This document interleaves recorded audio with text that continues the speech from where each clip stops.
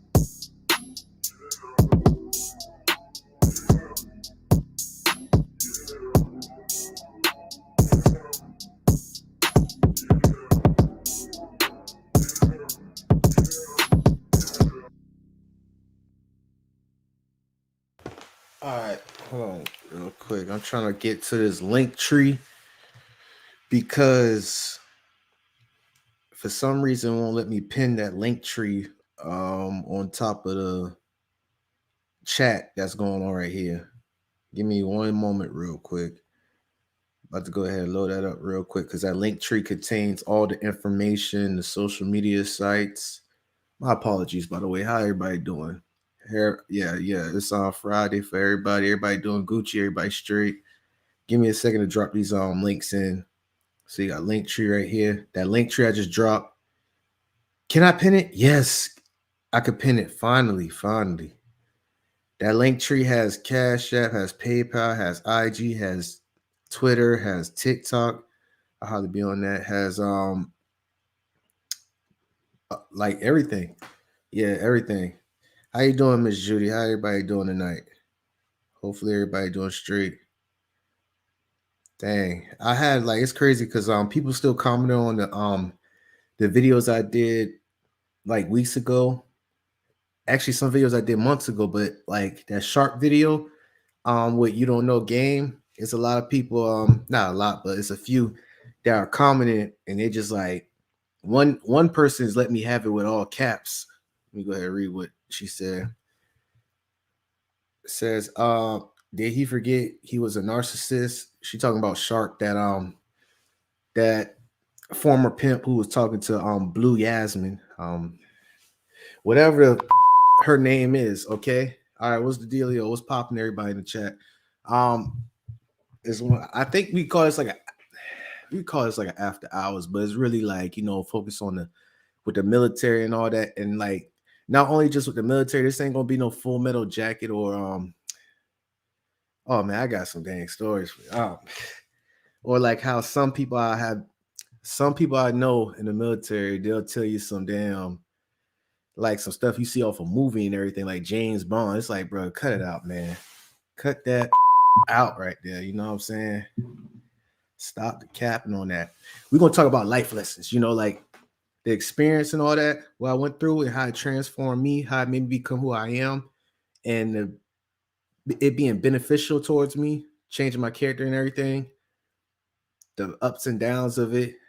And oh man, I can tell y'all this straight up, man.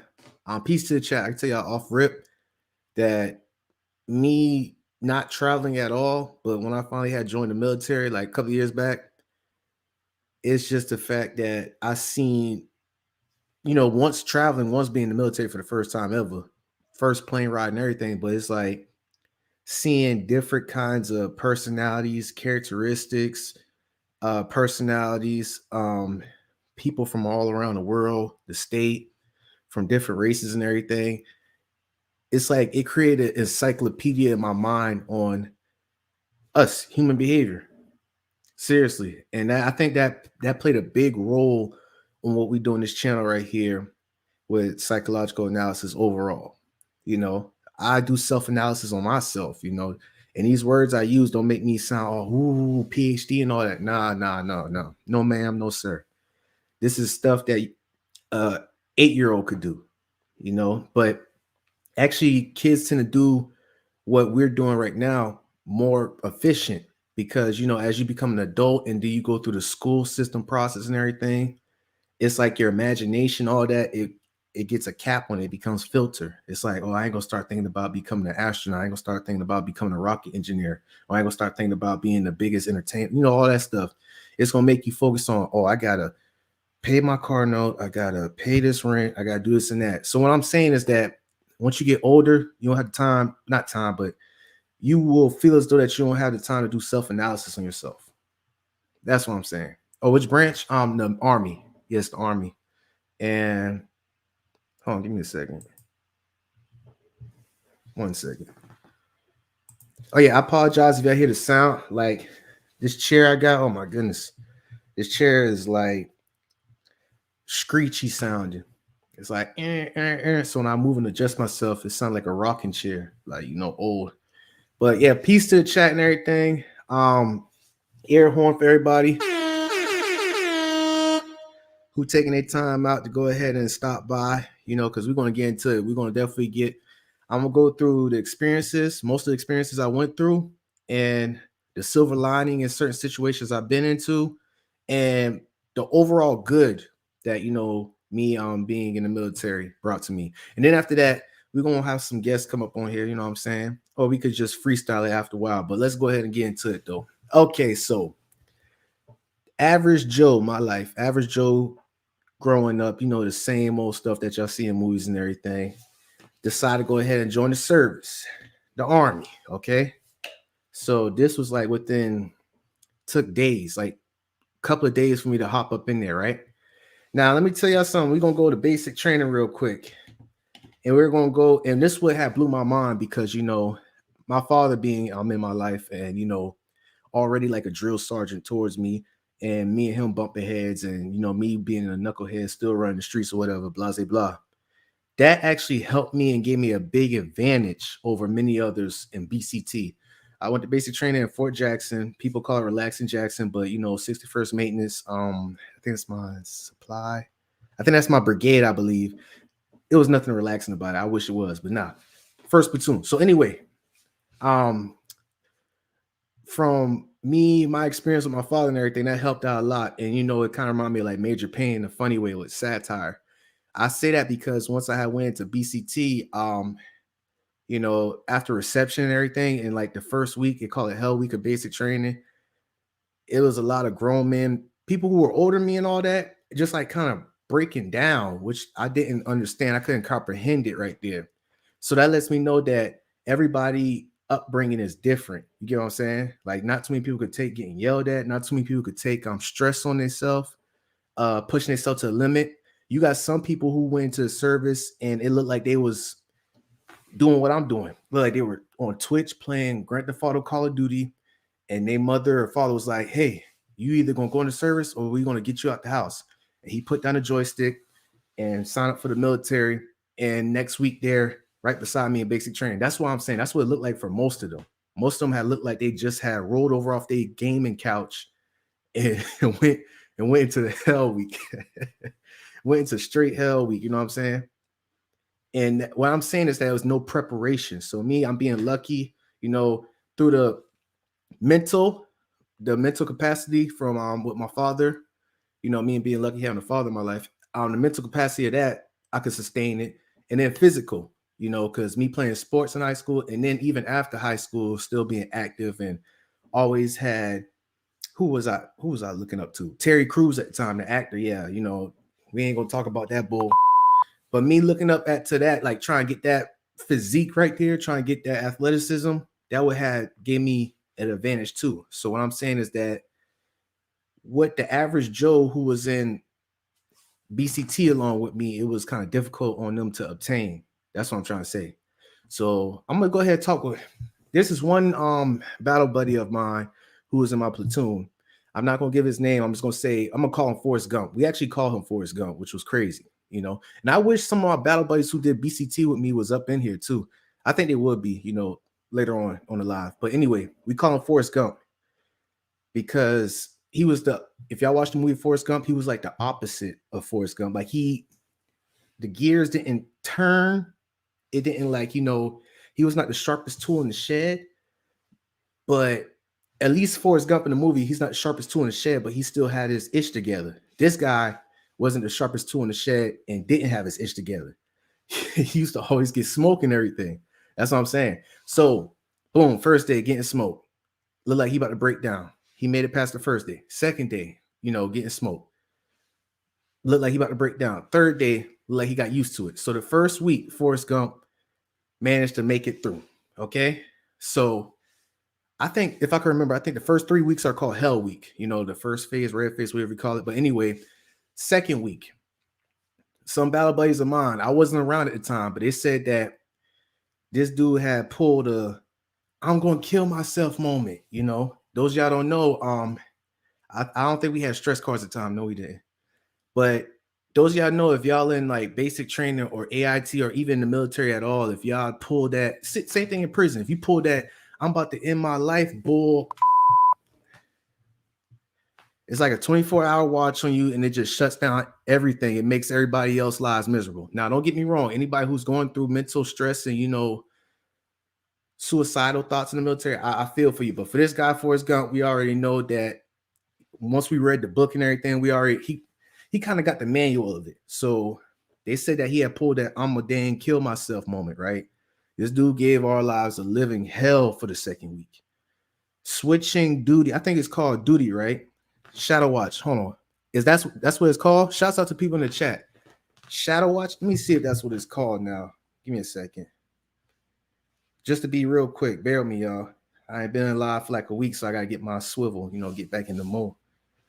Shadow watch military. I think that's what I guess it's a slang or something that you call, but I don't remember what they call it. But whatever. But you know, pretty much when one of your battle buddies like pulled that little I'm about to hurt myself moment and all that. I forgot what it called it, but he got to be on like a 24-hour surveillance and everything. So the second week he had pulled that, I wasn't around. We had to take turns watching this dude and everything, which is just living hell. I mean, like one of the first times of me going through sleep deprivation, I think that's the correct word to say, was in the military. From reception, being awake for 72 hours damn near, and from that guy pulling that I'm gonna harm myself thing. Y'all don't know how crucial it is to still do training and have like, what was it, 3 or 4 hours of sleep in Marine Corps boot camp. Shouts out to Mech. Okay, so that's what they call it, Marine Corps boot camp. So shouts out to Mech in the chat because he know what this is. But people who pull this I'm gonna hurt myself thing in basic training usually people tend to do that when they're after schooling, when they're after BCT and after AIT, when they're like, you know, when they're in the real army, it will be understandable for people to pull that. But when you're in the freaking second week of Hell Week and you're gonna pull that, it's like, okay, you trying to get a little escape plan out of here. You trying to do that little duffel bag carry. Those y'all don't know what duffel bag carry is. It's like when somebody just throw their hands up and they like, I want out, you know, and they just get I forgot what it is. They just get, you know, they lead the army. They get to drag their duffel bag, you know, in front of the platoon, looking all shameful and everything. And they get to, you know, checked out. So, but anyways, this dude pulled that for the whole second week. We had to monitor this dude. I think it was like for 3 days, living hell and everything. I tell you that story because it's like, it's a lot of mental stuff in BCT. I know some people be like, it's easy. Some people be like, it's hard. I say both for me. You know what I'm saying? First day, I was like, I ain't having it. But the reason why was because the first day, it's like I'm doing everything right. I'm dragging both my duffel bags. I'm becoming like the head of the damn group, getting to our destination and everything. And you still have people yelling at us. Like, you know, it was kind of a psychological reverse psychology thing. But it took me a couple of days to get used to it. But, you know, I got used to it. But I'm just saying that because unlike anything else, even in corporation world or in law enforcement in the military, is physical and it's mental fatigue. It's like they'll do that. Like, for instance, one person in the platoon mess up and they'll smoke the whole platoon. And at first, the whole platoon, a platoon is a group of people. At first, people will know why they're getting smoked, why they're getting exercising off somebody's failure. They'll get it, but you have to realize after a couple of days and weeks, and you being fatigued and frustration, that overrides your logical thinking. So this right here was a specific construct of whoever a group of people did and create this idea for a military. You get what I'm saying? Suicide watch. God dang, I can't even. Why the? It took me so much to freaking think about that. Dang, shouts out to West Adam, man. What the? I had said suicide, and I said we had to watch them, but I never put both together, which is crazy. What the heck? Y'all forgive me. Let me go and drink some water real quick. Get on my mind right. Dang. Suicide watch. Thank you, God. Yeah, we had to do that for the first time. That was some BS right there. And mind you, I ain't gonna say his name, but I had a personal battle buddy. Once you're in BCT, you got a partner or whatever. Well, my partner, he was recycled 2 or 3 times, I think.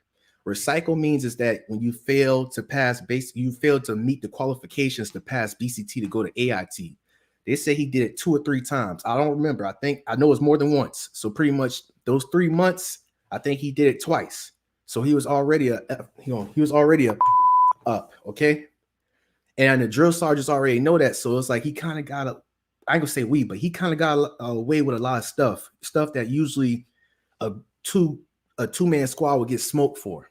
But long story short, this dude was getting hazed, which is kind of weird because he was in his 30s. I ain't gonna say his name, but my personal battle buddy was getting hazed in basic training, which was weird. Like, I didn't pay no attention to it because I'm new to it. I'm thinking people playing jokes, playing games, but you never know what somebody's mentality or mindset is on, or what they're going through.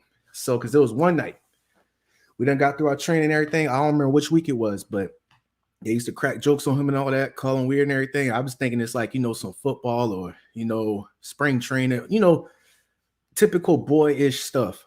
But this dude just had snapped. I'm talking about, I don't know what the hell, the lights went off in here. He snapped. This dude, we had our rifles on the edge of the beds, right, on the bunks.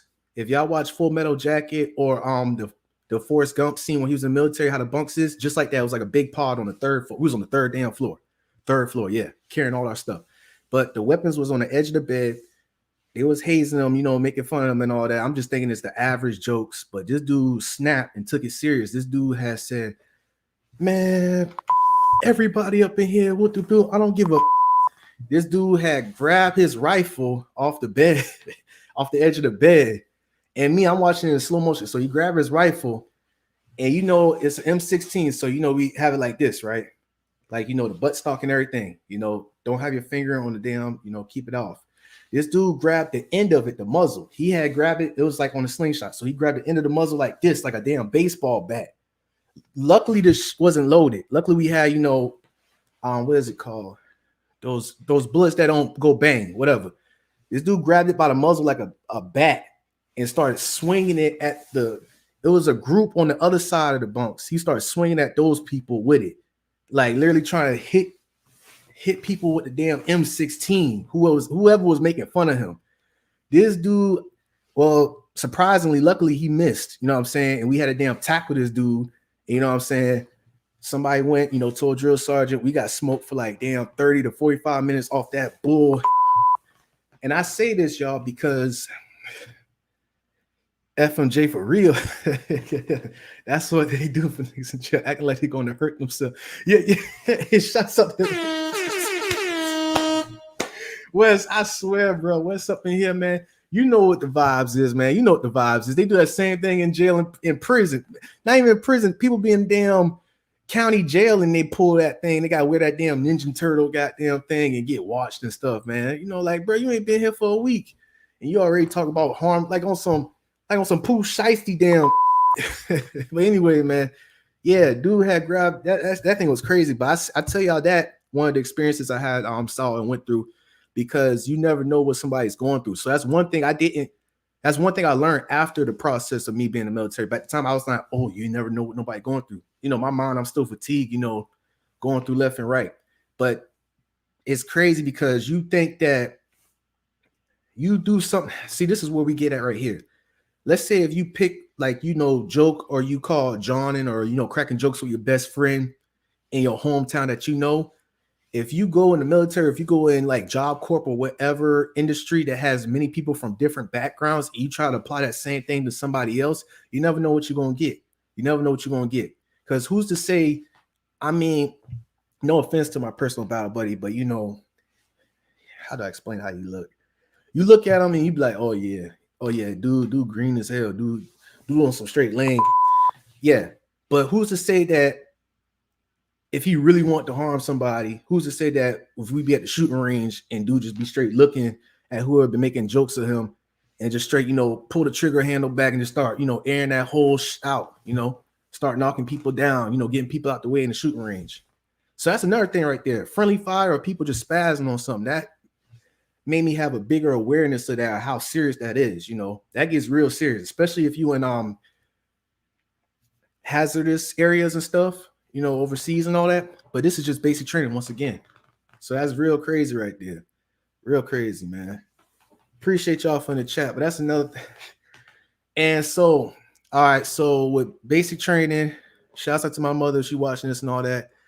Scored the highest on the PT test and all that, had awards for that. That's like one of the biggest accomplishments that to this day that I still take with, I honor, because that was a big accomplishment, like me going through that and scoring the highest, like over 300.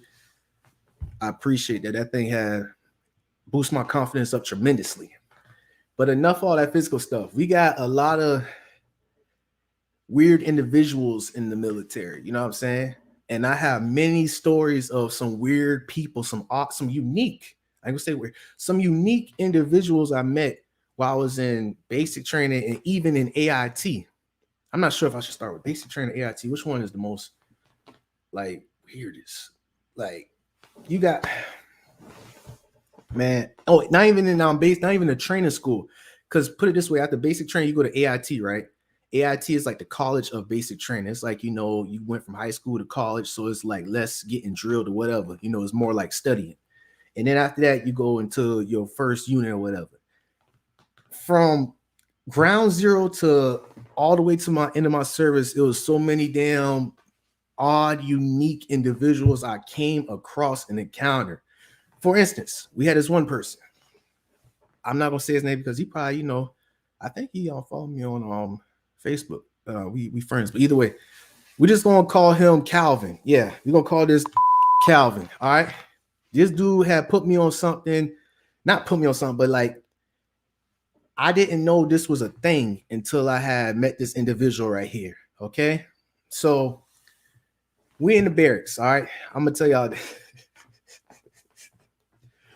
Yo, we in the barracks, and Calvin, that's what we're gonna call him, Calvin. Calvin liked to spend a lot of time alone in the barracks, on the weekends. Because on the weekends, we usually go play basketball, we go work out, we go whatever, you know what I'm saying? We go walk around the base, we do our thing. This is stateside I'm talking about, I'm not gonna I don't even want to give the base location, because if I give the base where I was stationed at and say that, that's people probably could pinpoint who I'm talking to. So I'm trying to save you, Calvin. All right. That's your little alias name. But Calvin used to like to stay in his barracks for some reason, and we never understood why. We never knew. He had no video games. You know what I'm saying? He was just a new soldier who just went to that unit and just been staying in his barracks. And we like, what could he be doing on his phone and all that? Like he ain't really play no games on his phone, because when we go to work, we don't see him on his phone like that. So we like, okay, whatever. So we decided to start messing with this dude, like, texting him, be like, hey, bro, come on, let's hit the gym up, or let's go ahead and play ball, whatever. And, we had to like literally force this dude to come, participate with us. So he started participating with us and everything. It lasted for like about a month. And then he went back to going to his barracks room and all that. So mind you, we do these little barracks checks and everything, like where you could go in and you make sure one of your people in your, what do you call it? Your squad, whatever. You got a squad of people that you look out for. So you each, we check on each other barracks, make sure everything's straight. One day I had one battle buddy with me. I'm not going to say his name, but he went with me. They already checked my barracks room. I checked his. We was going to check Calvin's barracks room. So we went and we checked Calvin's barracks room. Calvin wasn't in his barracks at the time for some odd reason. You know what I'm saying? And when we walked inside his barracks room, we smelled something that was kind of foul, something that was kind of like a strange smell I never smelled before. So I'm like, this dude he don't wash his, you know what I'm saying, or he just probably has some gym socks out, whatever. But we looked around, everything was clean. He was like, okay, so where's that smell coming from? We found out the smell was coming from his goddamn closet, man. So yeah, bruh. Yeah, the smell, that unique red vinegar, foul, possum, dead rodent smell was coming from his closet. So we opened his closet and everything, right? And everything dress right dress. Those of y'all know what dress right dress means. Everything is like OCD put together correctly. So we just looking around the closet like, dang, smell getting all strong and everything. So we done took a step back, me and my personal battle buddy. We hit the light switch inside the closet just to get a better view. Still, disgusted by the smell. We decided to look up. And what in the bruh? When I had looked up, I'm gonna tell y'all something. I saw this damn towel, right? I saw this towel. So check this out. It's like, imagine y'all have a towel, and imagine y'all like, put it like long ways like this. Imagine y'all rolling. Imagine a towel being rolled up like a cylinder like this. You know what I'm saying? Like, damn, I wish I had my mat over there that I work out on. I wish I could show y'all, but it was like rolled up like this, like a cylinder, like almost like a sausage type thing, like pause. You know what I'm saying? So I saw a towel. It was rolled up like that. It had like rubber bands around it, and it had like, like not a medical glove, but a glove that you use to clean the bathrooms and stuff. It was a pink glove that you use to like clean the kitchen or the bathroom and everything. So I saw the glove was stuffed in between the towel, right? That was wrapped around the rubber bands. And it was some type of weird gel type of stuff like hanging outside the glove and everything. And I'm just like, what the? Completely disgusted, man. We had to, step back. We did our due diligent research and everything, and we confronted him. Come to find out, this dude had a Fifi. I think that's what it's called. It's something like when y'all in prison and they get this little towel and they tighten it up like it's a massage or whatever, and they just like, go ham on it. That's what he was doing in his damn barracks for the whole weekend. He was just, nah, bro, go ahead and damn delete that comment right there. This dude was some bull. Come on, never hungry again. Tell it. A Fiji, whatever you call a Fifi. Yeah, deep impression. Shouts out to deep impressions. Yeah, because in prison they call it it's Fifi. I think I pronounced it right. In prison, people who doing time, how do these people have the time to make that thing? Like this dude, like you literally gotta, go to work, and this dude was on some nasty stuff. He cleaned his room and everything, but obviously by the smell and everything, the dude ain't clean and change that thing out and everything. So I guess for like 2 months or whatever, this dude was just pouring some, I wish I had cocoa butter in here, cocoa butter or some gel or whatever inside that glove, and he was just going ham on that thing. And after he got done, he put it on the top of his dang closet, and then the next week can come, he just put more gel in it. So it's like, you just like, what the heck, bro? I feel like I never witnessed that in my life until I've been in the military. You got some unique, weird individuals now. I ain't said his real name, but his name is Calvin. Calvin, I hope you watching this, because I hope you're not still on that bull. And my personal battle buddy who had found that with me, I hope you in there, because I apologize for causing PTSD for you to have that memory pop up in your head, bro. I felt like we was detectives off of CSI or some shit, like finding a flesh jack. Yeah, that's what man. Damn, bro, that dude and that shit. Damn, bro. Damn, no glove. Fuck. That was kind of real crazy, man. Bro, been going ham on the glove, man. And I could see if it was like, basic training where it's like you can't, girls and boys. Nah, we on base in a, you could easily, if you really was, stressing like that, we actually had barracks that was called co-ed or something, where it's like female and male inside the same barracks. So it's like, bro, you too scared to like try to like, I can see bro. I just never get that, bro. I never understood that, man. Never understood it. It's just, bro, you ain't never got to worry about Grump getting caught with no Fiji water, whatever that crap thing is. You know, I thought that was something in prison after I did my due diligent research on it. That boy had a necklace made of ears. I'm confused. What does that mean? What does that mean, deep and precious, though? What's up, Nice? What's going on with y'all, man? Yeah, Nice. Yeah, welcome to the stuff. Prefer soft hands, bro, man. Google time, man. That's crazy, man. That's one of the, bro. That's one. Oh man, bro, man, dog. That we had a lot of we had guys like him. I remember I was in Korea. You got guys who had these little thing rags hanging out, you know, after you done go ham on yourself and you just throw the rag in the side of the room and stuff. I came across, you're right, Deep Impressions, you're right. What Deep Impressions just said, I'm gonna highlight that. Individuals like that, me, I was green as my background, green as my background. Now I know individuals who do that type of behavior has some damn almost Ted Bundy or Jeffrey Dahmer type vibes, bro. Real talk, man. Like you over here, I can see you in prison. You in the real world where you can have access to numerous amounts of women, and you rather be in your damn barracks room going ham on some freaking device that you created. Like we in the goddamn, you know, a 4x4, like we doing 23 and 1 or something. Like what the heck wrong with bro, man? Oh, it shouts out to Amika here. Oh, I hope I ain't want to put your name on blast real quick, man. It said thank you for the service. I appreciate that very much. I appreciate that. You know, that's love right there. That's mad love. Appreciate that. But we got some stories to go, man. I got another individual in Korea. It's my brother. Actually, I still rock with him to this day. You know what I'm saying? I still got his number. He from Chicago, but his culture is different. Okay. It's a story in Korea. I had a sergeant that I was real cool with, you know. He liked to work out and everything. So, you know, I worked out with him on the weekends in Korea. This dude came up to me and he was trying to, like, you know, ask for my advice to like, hey, you know, such and such, right? I'm like, yeah, you know, whoop, whoop.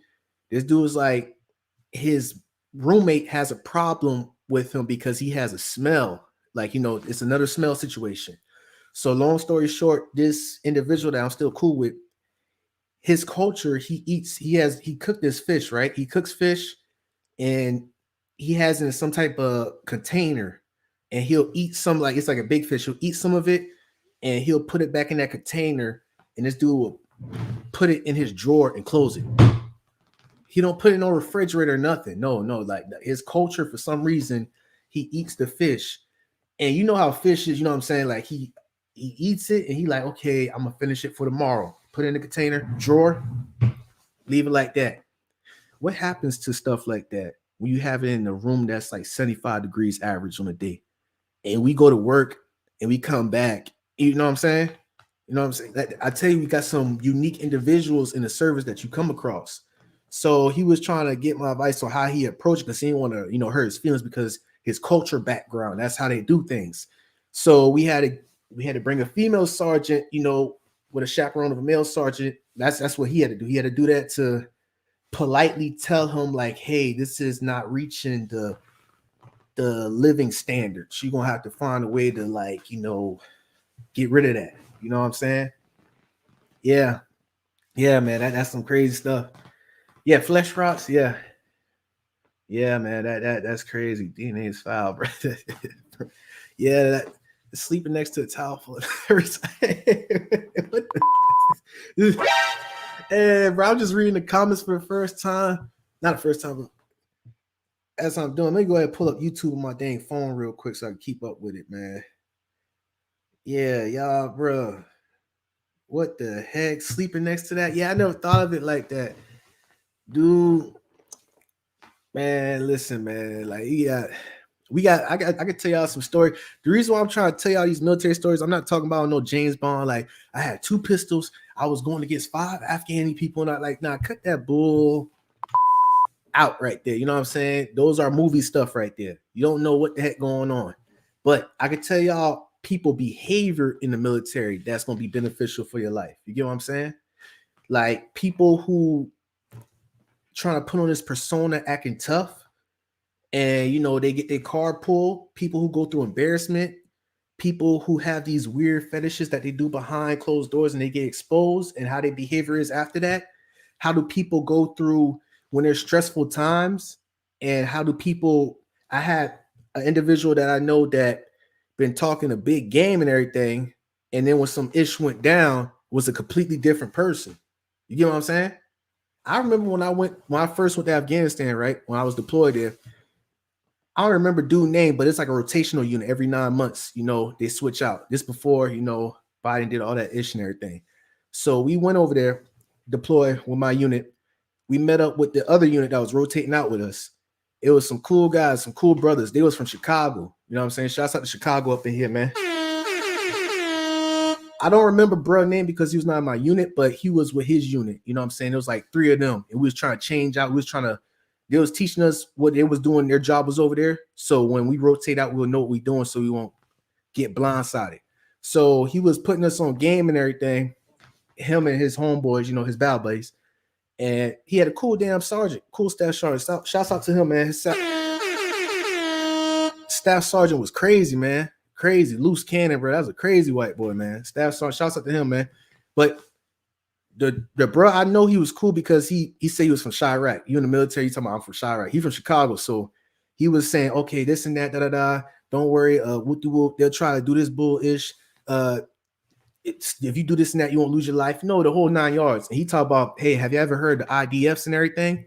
Those of y'all don't know, IDFs is called indirect fire. When you're on a base and whoever try to shoot projectiles or whatever to try to bomb inside a base, a siren will go off.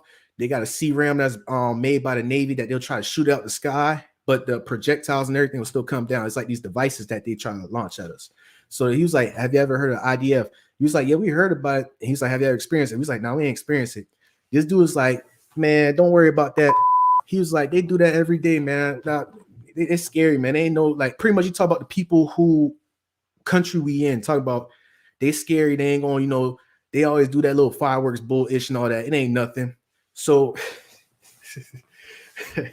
pretty much he was talking big game and everything.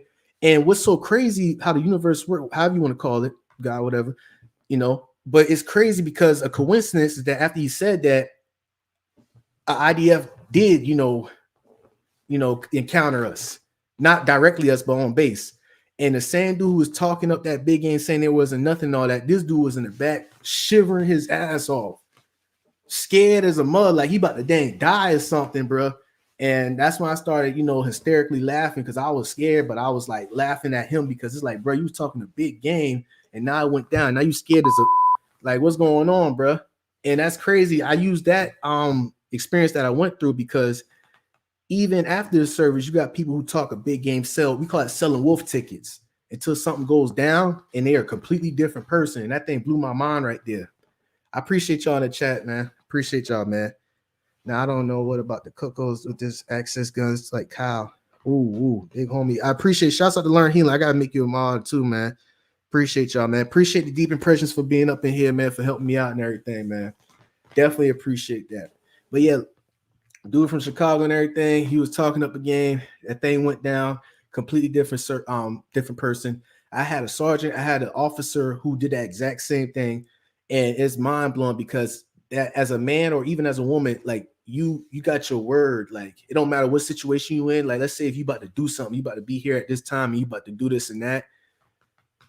Like that builds character because if somebody realized that what's just like how my father said, what is just as worse as a thief is a liar. You know what I'm saying? Somebody who's a compulsive liar. And bruh, I came across a lot of those, man. I had this one. The reason why I'm freestyling and telling y'all this different experiences right here because this is gonna be beneficial. He was not my sergeant, but he was a staff sergeant while I was in Korea. Imagine if y'all watched the movie called Napoleon Dynamite, it's this white man, like in his mid-30s. He had red hair, ginger hair, had a Dougie mustache with these little glasses on. You know what I'm saying? That was the first compulsive liar I met in the service right there. This dude like straight lied. I think it was some type of mental disorder. For instance, I just went over there to Korea. He'd been there for like, he said like 4 months already.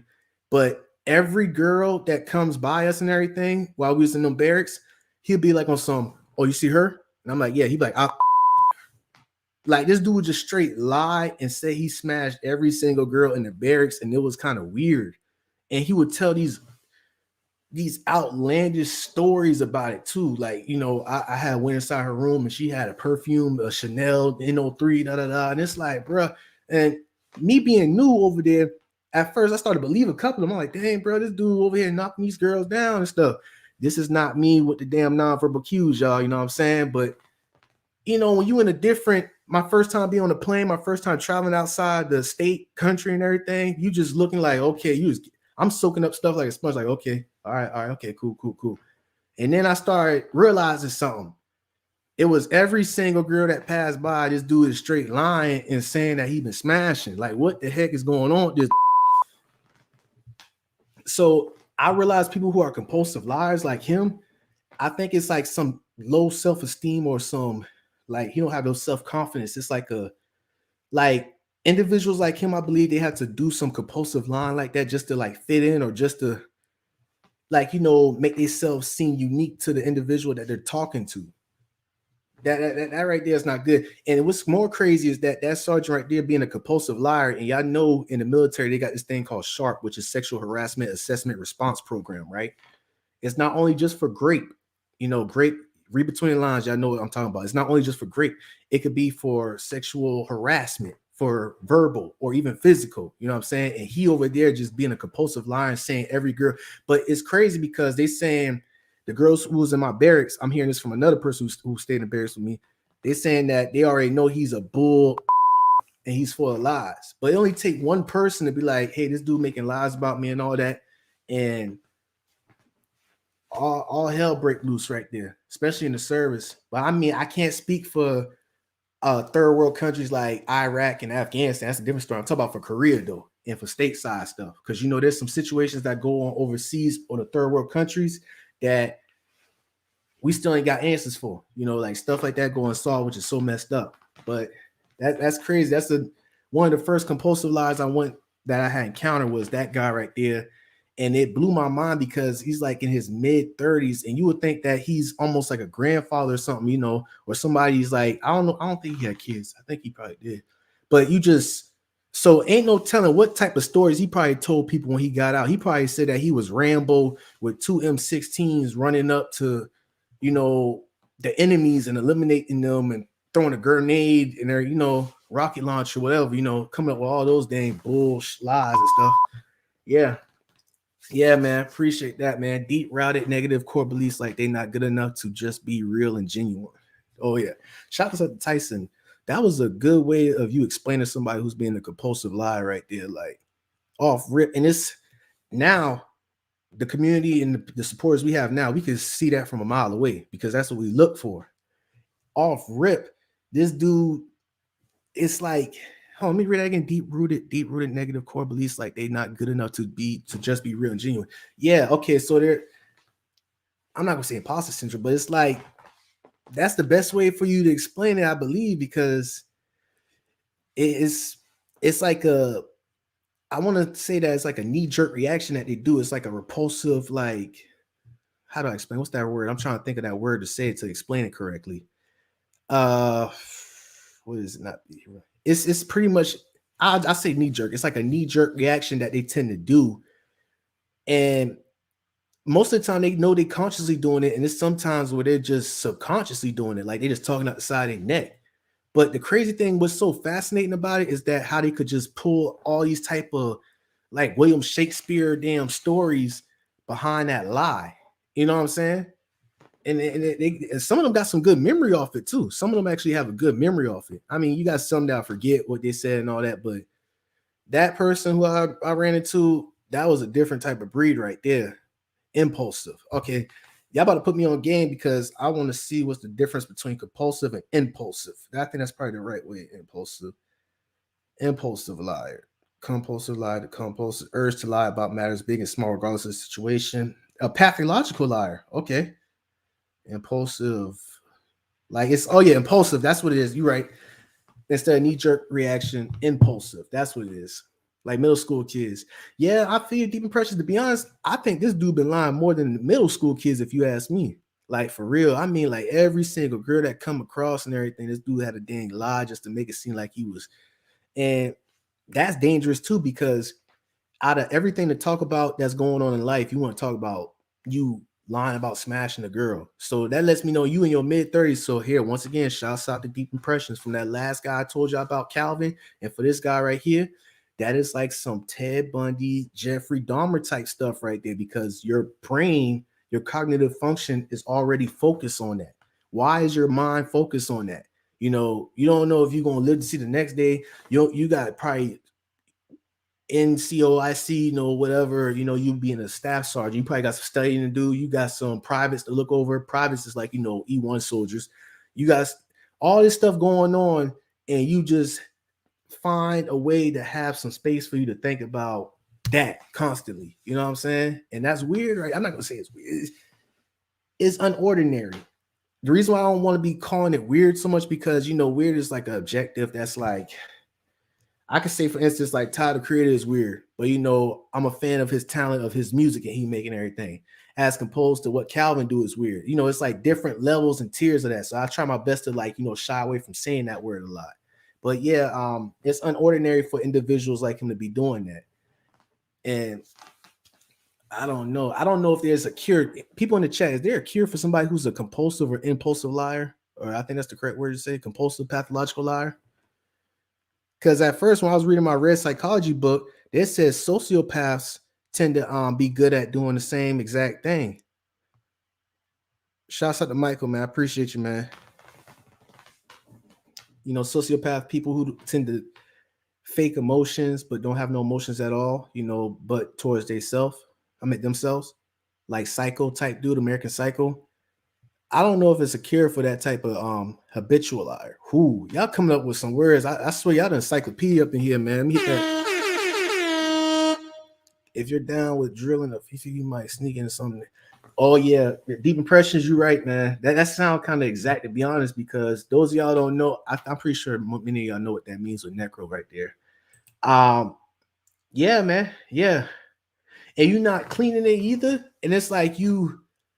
So your brain, so this is your mind right here. So it's like, okay, boom, I'm gonna go ahead and keep drilling this Fifi thing right here, this Fifi whatever thing.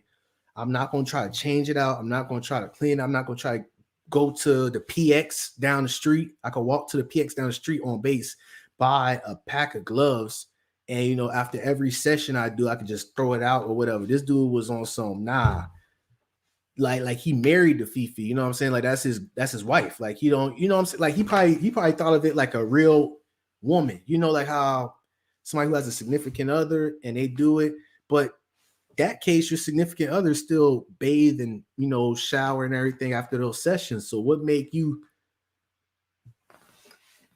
I could see him now probably having a blow up doll when I think about it. I could actually see him having a blow up doll, like, and he probably won't watch that. So I don't get it, man. I really don't get it, man. I don't, man. Yeah, man. I really don't get that right there, man. That's mind blowing right there. Dang, bro. Yeah. I actually, I kind of low key regret kind of telling that, because after you tell something that's kind of like traumatizing a little bit, you could like go into another subject, or you could be like, in La La Land doing something else, and that memory just creeps back up in the back of your head, and you like. So I think probably for the next couple of days, it probably gonna take me a while to forget about that ish. Hopefully, because that right there, that puts you down a rabbit hole for real. That puts you down a rabbit hole. I bet y'all probably was expecting for when we got shot at, or when when the people try to blow us up, or when like y'all was expecting for stuff like that. Now, to be honest, that ain't ish compared to these type of stories right here, man. You know what I'm saying? Like, I mean, yeah, of course, IDF, we getting bombed. You see somebody that you know on the phone crying to their wife or whatever, saying they love. You know, that's common human behavior and all that. But for this stuff right here that we talking about, with the Mr. Fifi, the alias name is Calvin guy, and the compulsive liar guy, that stuff right there is just mind blowing right there. That's mind blowing. I have another guy who's kind of, when I was in AIT, okay, so after basic training, after I graduated from Fort Jackson, I had took a bus ride to AIT, which was Fort Lee, Virginia, from Columbia, South Carolina to Newport News, Virginia, Fort Lee, Virginia, up there. I think that's where Chris Brown and Trey Songz know from. But we took a bus ride up there.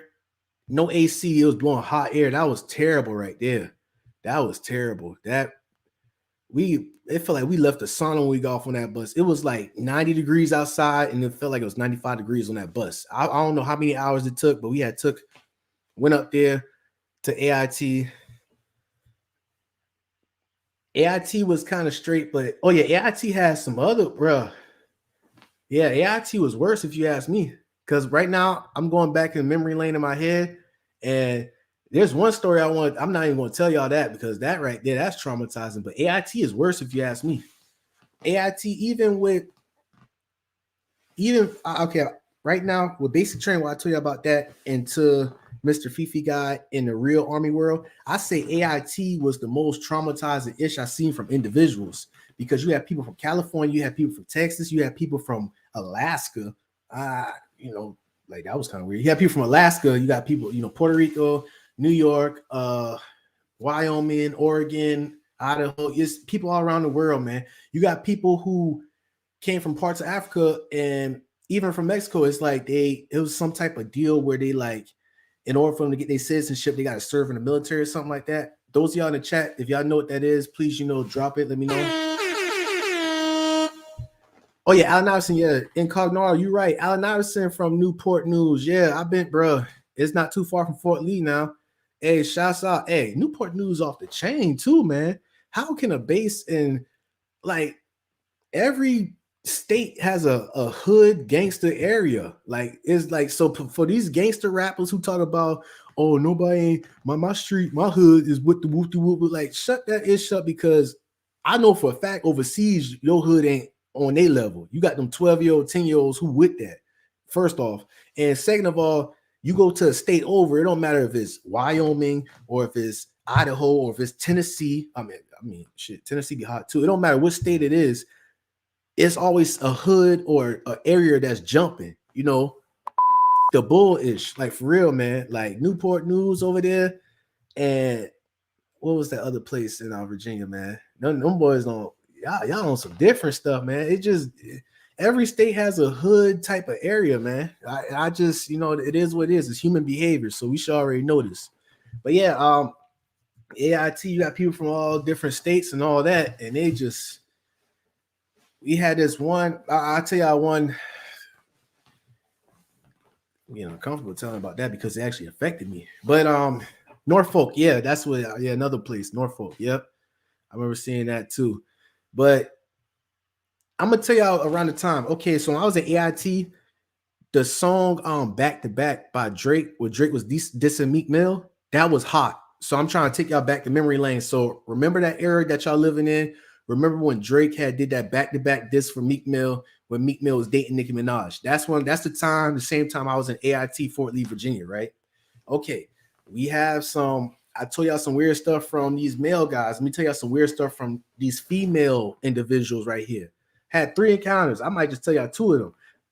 I'm gonna tell y'all the first one. It was this one girl, she was Dominican, and something was wrong with this girl right here, because she was like on some nympho mind stuff. She used to always, like, bro, it's crazy. She used to harass the whole squad of guys, man, when we was on, like, the break room. Like, this girl, put it this way, imagine a girl who just on some dang adult entertainment mindset 24/7. I'm trying to figure out how she made it past basic training. I don't know if it was her hormones or if it was, like, it's crazy. They don't really get periods like that when they going through stress times, AIT. But it was something wrong with that girl right there. I'm surprised she didn't get caught until during the AIT thing. But she used to just straight harass the guys, man. This girl was on some weird stuff, like try to touch and she's Dominican, so she'd be like, oh, such and such a poppy and all that. Like this girl was kind of like, I think she was slow. Honestly, she used to just straight violate us, man. Until one guy, I ain't gonna say his name, shouts out to him. This dude was like, bro, when I mean violate, like she tried to like, imagine a girl who's like drunk or intoxicated and they try to like, go on to a guy and they expect for a guy to be like, oh yeah, and all that. And the crazy thing about it, this girl, it don't matter. It don't matter if she was pretty or not, like fair looking, like probably like a 7-ish, but still, it's like her mentality and all that was a big turn off. It was like, get the hell away from us, you weirdo. But it was till this one day, this guy was like, yeah, deep impressions. I ain't gonna lie, she was kind of strizzy, but still, that don't, bro. Listen, it don't matter. Even she was strizzy, but the mindset, like let's say she like a 7.5, 7.8. You know what I'm saying? That's like, I wish I could compare it to her actress. Let's say she's on that status, but her mindset put her to a 4 and a 3. That's what I'm trying to say. It was like on some like, as soon as she over her mouth started talking, it's like, what the hell wrong with this girl, man? But anyway, shouts out to this one guy. I ain't gonna say your name, man. You a true hero, man. Air horn for you. I ain't gonna say you snitched. This dude straight told, man. This dude, cause bruh, think about it. This is, I'm not gonna say double standards, but you a guy and you going to Sharp or you going to whoever authority, you gonna talk about, hey, this girl right here touching me, and the sergeant gonna look and they be like, bro, you be lucky if a girl like her touch you anyway. You know what I'm saying? Women, some of the girls don't understand where we come from with this, but I wish I could. I can't even show no face because but I could give a description. It's like you don't too much see no guy reporting that type of stuff right there. You know what I'm saying? I ain't gonna trust me. I ain't gonna say his name, but that dude's a true hero right there. That dude straight snitched on her and told everything, man. Had to get her up out of here, man. That girl was a violation. Violation, man. Nah, I couldn't do it. Nah, heck nah, JS. If the roles were reversed, that dude would probably, he'll be in prison. No, he'll be in UCMJ jail, whatever, with some lumps upside his head, because after the MPs or whoever, stump him out and everything. That girl, I think she probably have. You know what? Never Hungry Again. I think I'm not sure, man. They try to do these little interviews and all that with us, man. But I'm not down with that. I'm just glad that, dude was a hero and he got her out of there, man. He just straight pulled he pulled a lever. That dude was like, enough is I don't know. I'm just imagining like dude probably was really frustrated. He probably had a fiance or he probably, had a girl on stateside that he was going to see in a couple of months. And, you got Miss Dominican nympho type girl mess with you. That dude was like, man, F this, man. I'm snitching on you. And just straight snitched on her, man. You know what I'm saying? Got up out of here. Yeah, bro. And that's rare that you hear stuff like that. Usually it's like, the guys would do some type of wild stuff to the females, but nah, the roles were reversed, man. And out of her, it was 2 more. Altogether, it was 3, but she was the worst one right there. She was the worst one. Straight worst one, man. I was going to tell y'all another one, man, but I ain't gonna lie, that one kind of too personal right there. I ain't going to go. It was bad just like that one. Dude said real quick, he could have got, bro, that dude, see, Never Hungry Again. I can tell you, Never Hungry Again, how old you is, my guy? Because I promise you, if you was in the presence of her and the way you talking like that, think about it, bro. Really think about it. You know how much, how is it possible to have a guy? How is it possible for a girl to turn a guy off? You know what I'm saying? Verbally. Think about that. If you could imagine that, you could obviously say like, I ain't even went into details of the stuff she said and the stuff she did and all that. That girl's on some nut stuff, man. Like weirdo. Ain't worth it, bro. Nah, man. And the roles get reversed on you. I done seen some Cleopatra. I done seen some 48 Laws of Power stuff happen while I was in the service too, where this one girl, she had, it looked like she probably slept with the 48 Laws of Power book. She'll do exactly what so Never Hungry Again. You probably be like, you get some head or whatever.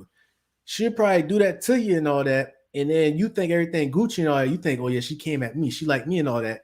This girl I know, she will flip the roles like to move up in the rank. She'll be like, okay, since I did that to you, if you don't do this to me, I'm gonna say you did this to me.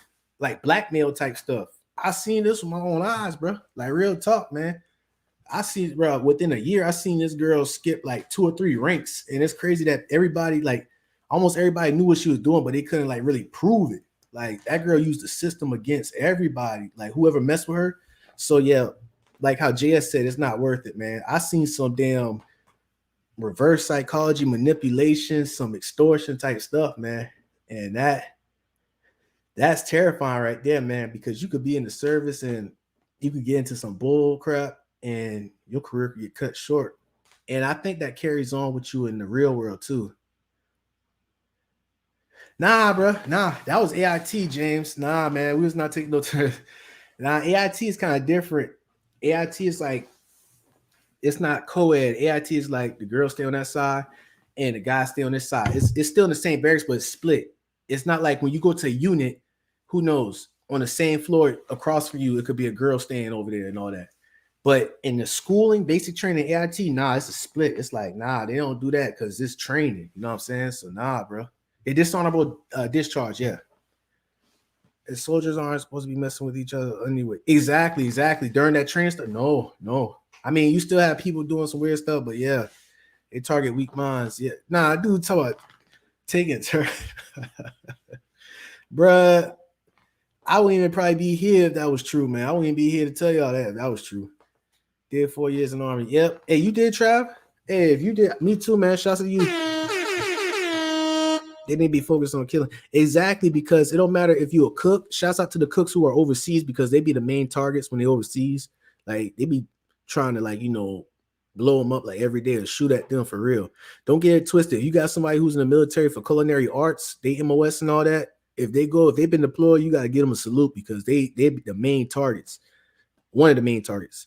And yeah, you're right, Deep Impressions. The first MOS that everybody should be knowing, no matter what their MOS is, whether it's a 42 Alpha, which is human resource, or 92 Alpha logistics supply specialist, my forte. It don't matter. The first MOS that you're supposed to learn is a 13 Bravo, which is infantry. You know how to operate a weapon, how to break it down, how to put it back together, how to clean it, how to shoot it in intense type of situations. The reason why I know this is because they had programmed this in my mind. You know, I was U.S. government property for 4 years straight, you know, and I'm actually not glad for being U.S. I'm not glad for being a slick, property, you know, I'm not glad for that, but I'm glad that the knowledge and the information that I've been trained, it's like the movies, like that thing is really embedded in my head, you know what I'm saying? And that could help Foxtrot. That could help me in real life situations. You get what I'm saying? Definitely, especially for the weapon training part. Like, it's crazy. Like before that, like I thought I knew how to shoot, but I wasn't really shooting like before the military. I'm thinking, oh, I could shoot, I'm hitting, doing whoop, whoop, whoop. But when I'm in the military, it's like I realized I didn't know how to properly shoot, like iron sight, how to zero in, how to, when you shoot 5 rounds, how to keep it inside the center mass, your breathing techniques and everything, looking through one eye, shooting on 300 meters away. What bullet shoots out from a 762 bullet shoots out from an M16. It's like an arrow. I didn't know that until I joined the military. I thought bullets go straight like this. So you try to shoot a target that's 300 meters away, you got to kind of lift it up like 2 millimeters, kind of, you know what I'm saying? It's because it lobs out like not too much like an arch, but it's like a little arrow kind of. Y'all get what I'm saying? So it's like mathematics type stuff. So anybody who's in a service for sniping, oh man, salutes to y'all, bro. On some sniping stuff, that is more complex because, bro, what the heck, man? This my bad. I just looking, I'm seeing these things, the weird comments and everything. Grump skipped it. Hold on. MK, my bad. How many people? Oh man, bro. This dude's tripping, bro. This dude a trip. Nah, man. I ain't know none of that, man. None of that. But like I said, with the training type stuff, man, that thing could save your life and everything for real. Like the weaponry behind that, the education, like before then, for instance, if y'all go on social media, if y'all see anybody who has a weapon or a firearm, you know, if you look and you see there, whether it's a pistol or whether it's a submachine gun, whether it's an assault rifle, if you see their index finger on the trigger handle, I don't care if it's safety or if it has a hair trigger, that's bad. But if it's the safety on, that's poor weapon training right there. Whoever taught them, or if they taught themselves, that's terrible. You never supposed to put your index finger on the trigger of your weapon unless you're trying to eliminate a target. You know, that's like completely stupid. So when I see these rappers who be having the guns and talking about, I step on a nigga, I should like what the whoop whoop whoop. And you see their damn index fingers got the arch on the damn Glocks, the Glock 45s, like some freaking idiots. It don't matter if the magazine is empty or if the damn chamber is empty. That's still that's poor training on weaponry, poor training on weapons whatsoever. To be honest, dry shooting, which is, you know, shooting without no bullets in there or finger on the damn trigger, I'll be honest that I won't even talk to nobody who do that, man. I won't even be around. Before the streets and all that, yeah, dumb stuff and all that. But now, if I see you on that level, I won't even want to be around you, man. You know what I'm saying? Or flagging. Flagging is like you clean your weapon, or you never flag. Flag is like you never point your weapon at somebody's presence, even if it's empty or loaded, it don't matter. It's like that's supposed to be drilled inside your mind, man. You know, this is how people be killing themselves on accident or killing a battle buddy on accident or purpose. Who knows? You know. It's stupid, you know. Boys up in here with tape recorders. Big flock. Yeah, man, that's crazy, dog. That's real ignorant right there. Because that's if y'all learn anything from this live, I know I'm all over the place. I apologize for that. Please, like when y'all see anybody and their trigger finger is on the damn trigger handle and they got the gun swinging it. Oh, that thing brings anxiety, man. Because it's just ignorant. Super ignorant. Or when like let's say they weapon jam. Yeah, I notice I'm saying weapon, I'm not saying gun because they train us to say it like that. It's like the proper tense of how to say it. Your weapon, you know. You're not supposed to say gun. That's what they had trained us, you know. So I guess in civilian world people say gun, but you might hear me say weapon a lot because of Uncle Sam. But yeah, I could tell a lot from an individual how they handle a weapon for real, off rip. I could tell their personality and all that. That's one thing I did. So kind of similar to people don't know Sherlock Holmes. Yeah, Sherlock Holmes type situation. Sherlock Holmes is like a fictional character and everything. But due to the experiences or what he studied and what he see, he could analyze somebody off of what they do, their human behavior. So me and many others who took that weapon training part serious during that, we could tell somebody's behavior, their personality just off of how they handle a weapon. Off rip. Off rip. You could tell. I could damn near probably be like, oh yeah, he the type who want to try to like, you know, assassinate his damn wife. Just off of how he handle a firearm. Yeah. Somebody said, or on a Rust movie set. Are you talking about Rust off of oh no. I thought you was gonna be funny and talk about Call of Duty Modern Warfare 2 Rust damn map gameplay because I heard that joke before when I was deployed in Afghanistan. It was like the Rust map over there. Nah, deduction, my dear Watson. Oh, shots at JS. He know what I'm talking about with Sherlock Holmes. But even though that's a fictional character and all that, the way that I have broke it down with the weapon training that I've been taught and the experience that I've been through and everything, you could learn the exact same thing from any situations. You know what I'm saying? For example, like Persian rug type stuff or a rug. Let's say if you made rugs or if you know somebody who owns a rug type of factory, whatever, you go to somebody's household and you just see a specific rug, you'd be like, okay, he must have generational wealth because this rug right here is antique and there's only 5,000 of them around this whole world. That's exactly like the fictional character of Sherlock Holmes. You know, it's just deduction. It's like, you know, taking an educated guess, making assumptions off of experiences and patterns that you see and everything. Because when you go in the Section 8 area, you're not going to see an antique carpet or rug inside the household. You're going to see the, like, you know, plain Jane Doe type stuff. So that's what I'm saying. Like when people be impressed off it, it's just off of being aware and observing your surroundings. That's all, man. So that's one thing I learned right there with the military with that observing for the weapon type stuff. And I realized off rip, people, like, to be honest, I keep going back to these rappers. These rappers will be These rappers are less dangerous with a firearm in their hand. I saw a video where a dude took a firearm from a robber. You know what I'm saying? It's like they're more dangerous. To be honest, it's like some of them are more dangerous with their fists than their weapon. Because if they have a weapon in their hand, it's like having this in their hand. It's like they don't know what to do with it. You get what I'm saying? It's like no type of discipline or training whatsoever. Like they must have played Grand Theft Auto and watch Belly and watch Boys in the Hood and been like, I'm a shooter, I'm OG Loke, or not OG Loke, I'm Old Dog, or I'm goddamn Tommy off of Belly or something. I don't know, man. That's crazy right there. That's super crazy. Yeah, treat never keep cheap deduction. Appreciate home. Let me see if my comments glitching up and everything. Nah, we good. We straight. We straight. I appreciate y'all for spending our time. Is there any questions though that y'all need to know? How long you been rumbling? How long I've been rambling? Like an hour and 10 minutes about that. I should just be dang taking these like I'm not the type of person that do preparation or the slides or nothing to be like I'm gonna talk about this and that.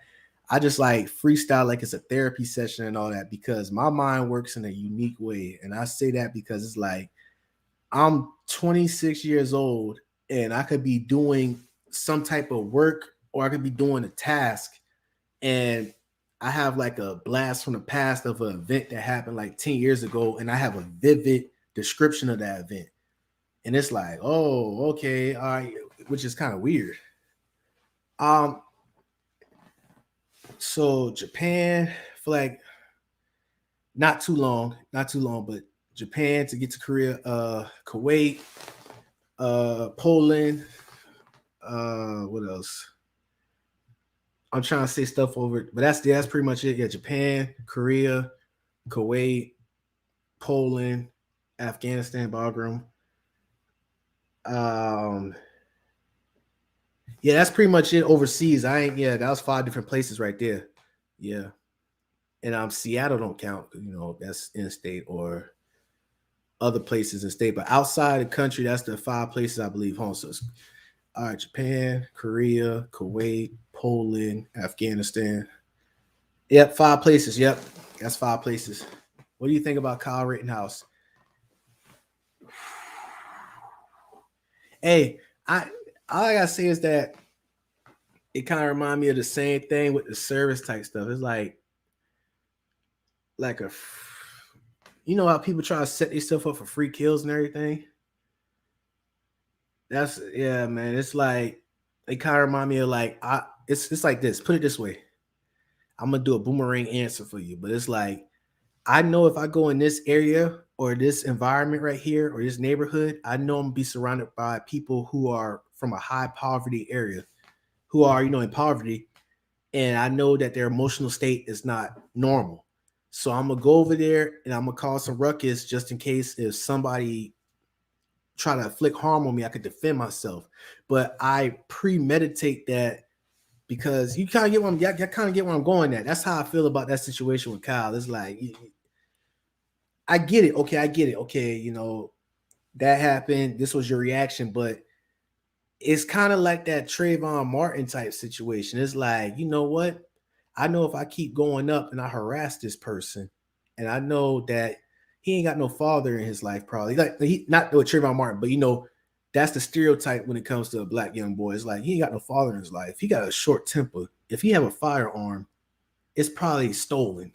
So I doubt he'll try to use it. So I doubt he don't have a firearm at all because he's probably, you know, a convicted felon. So whoop whoop whoop. I'm gonna push his buttons until something happened to me and I could stand my ground. That's how I feel, kind of. You know what I'm saying? It's like the psychological part of that thing, man. It's like, but that can't. But when you go in the court of law, it could be on. It could be a different turn. It could be on some. Oh well, he was doing this, and this happened to him, and he did this, and boom, justifying the court of law. Y'all kind of get where I'm coming at. It's ways to do gray areas with situations right here.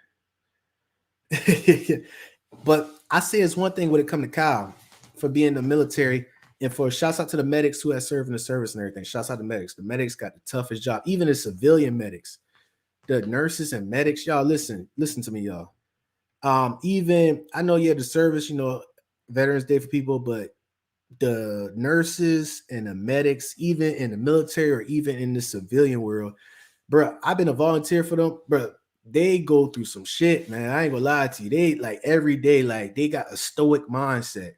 Like, think about it. You could be eating a Subway, cracking jokes with your best friend, and you get a call, and you pull up to somebody who got stabbed 18 times and their ear is hanging off there. You know what I'm saying? It's like, what the heck?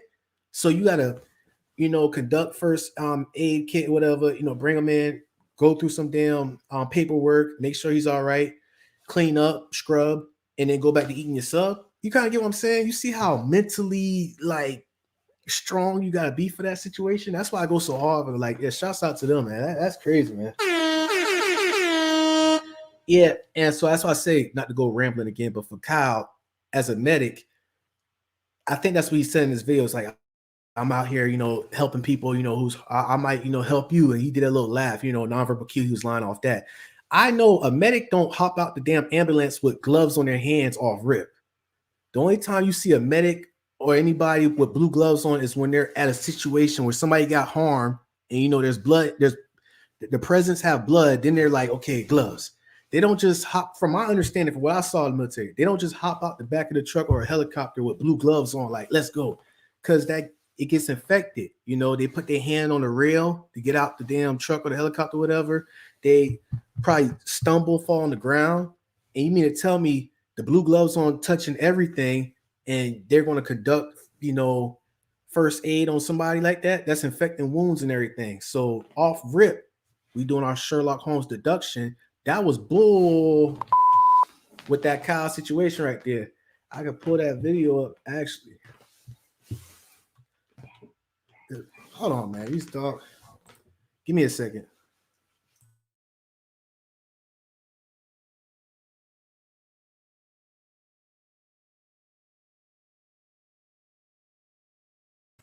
Give me 1 second.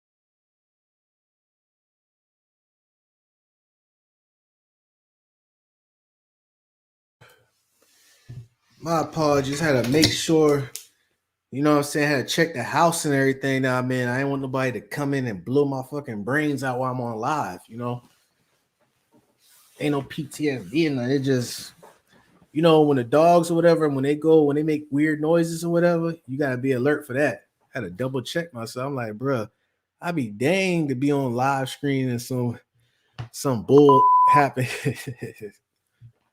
Had to check out. Okay, let me see what I missed.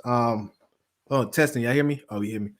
All right. Kyle did not go. Yeah, we were talking about with the Kyle situation. Yep, the gloves, the medic gloves. I can actually see it right now. Let me see, Kyle, because I believe he had that thing. He was holding his weapon with the blue gloves. That's like, bro, the oil we use to lubricate it when we clean a weapon and everything. That, come on, man. Like I said, that's like, somewhat premeditated, like putting yourself in a position where you know that it could be an outcome. Oh, yeah, he did. I see it. He had them on while he.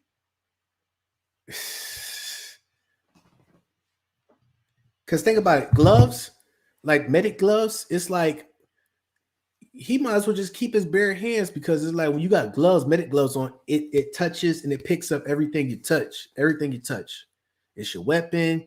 your face, your crotch, a door handle, a public door handle, the ground, the medic, the aid box, the gauze or whatever. Or I got first aid from the military too, actually still. And I got my IOTV vest, which is crazy. Yeah. Next live or whenever I'm gonna have to plan on putting that on. Nothing wrong with securing six. Deep pressures up in here, man. I appreciate you. And they do not wear a mask over and over. COVID trigger. Oh snaps! Everyone wants to absolve him because he clips all like dudes. I don't care if they were public. Dog. You can't just run around capping folks on random. Dang. Whew. Nothing wrong. I told you I'm on the roof. Relax. Oh man, dog. That dude said I'm on the roof. Relax, man. Like all eats right through the gloves. Yes, sir. Hey, JS, you smart, man. You know what I'm saying? I wish I had like a little ding type of sound effect for you, man, because you on point with that, man. Definitely on point with it. Actually, speaking of that, I'm about to bring y'all in here. I'm about to drop the link just in case people want to come in here and speak their piece or have like a little questionnaire thing, because I know I'm all over the place. Shouts out to Big Facts Podcast. Ayo, I got to do the timestamps for his recent live, but I feel like Ayo, you know what I'm saying? When you get in that zone, you start speaking on that, and you start speaking on that. It's like brainstorming. It's like, oh, this happened, that happened. Oh, let me talk about this. Let me talk about that. It's like therapeutic, man. Oh, snap. Shouts out. We got truck drivers up in here, man. Oh, yeah. Hey, don't get it twisted. We had contractor truck drivers too that was overseas also too. Like hey, and the crazy thing about the contractors, most of them don't have weapons on them. If not the most, they probably have like a pistol.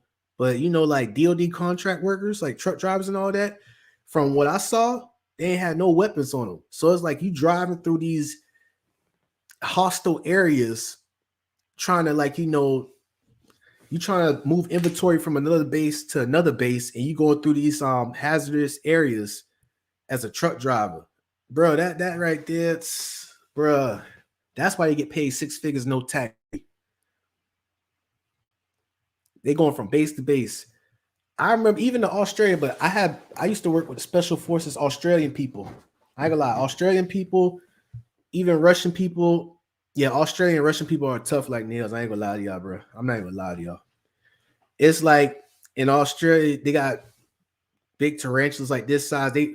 Australian people is just a different type of tough.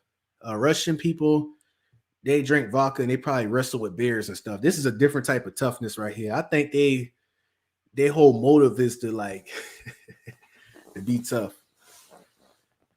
Do some stuff, man. Trump monkey. Dang, man. Dang. I need my heater, bro. Gosh. Shouts out to Raheem doing his truck business, man. Transportation, man. Yo, heater broke too? And what state you in? If you in if you in the North region area, oh man. I'm sorry for you, man. I'm sorry for you.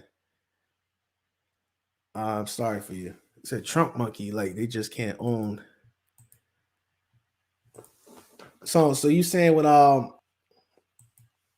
hold on. Actually, I'm speaking for like contracting truck drivers. Like, that's different from the game spitter and Raheem over here, because I'm pretty sure, I know for a fact the game spitter toting, I know that for a fact.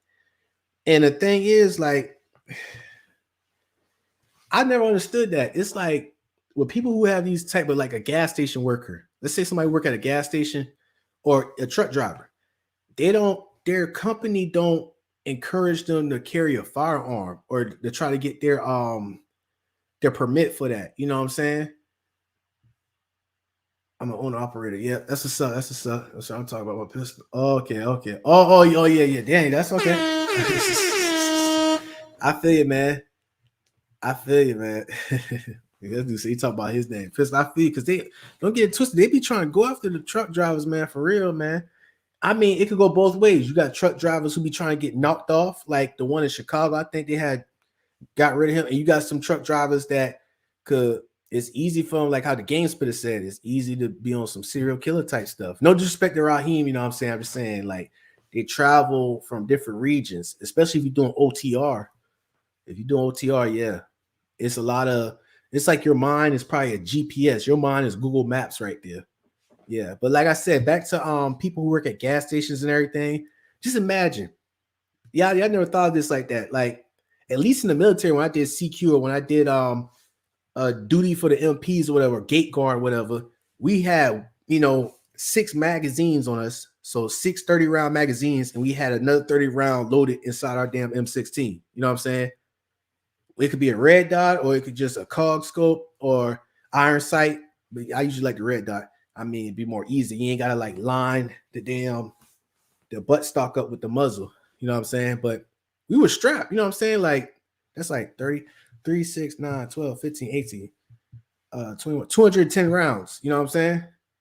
Like we would. So I'm saying is for people who work at gas stations, imagine your door is open. You probably got 2 sides of the doors that are open, especially if you off a highway exit. It's 3 in the morning. I'm like, imagine it's like 3 in the morning. It's probably you and somebody else, or it's probably you because your partner, you waiting for your partner to come in at 5 in the morning at 6 in the morning to switch, shifts. So you by yourself and it's only you working because it's not too many people who come in and out there. But it'd be 3 in the morning and you see one of these doors, you see somebody come in. It's COVID, you know what I'm saying? It's COVID season. So I mean that they can have a face mask on, they can have a hat on. All you see is their eyes. Or they can have shades on too. They can have shades on, face mask, and a hat on. You see somebody who probably built like me, or it don't even matter being built. They just look suspicious just walking in. And you like, hey, how you doing? Because people who work at gas stations, it's common courtesy to say hey to the individual walking in because you scared shitless. You don't know what he on. You say, hey, how you doing? And he don't respond back. He don't respond at you. He just go like to the drinks aisle and everything. And you just sitting there, just you and him. You don't got no firearm because they don't even allow that. You got no firearm. And you can't stare at him too much because you stare at somebody too much, they'll be like, why the fuck you looking at me? You think I'm stealing something and all that? So you got to, bruh, put yourself in these cashier minds right here. It's like, so I got to play it. I got to kind of glance at him just in case if you try to blow my head off. But I can't look at him too much. I got to look at these mirrors to try to play it off. Now I got to keep my composure right just so you don't think stuff's sweet. Bro, it's so much stuff going through your head. It's 3 in the morning. You don't see no cars going on.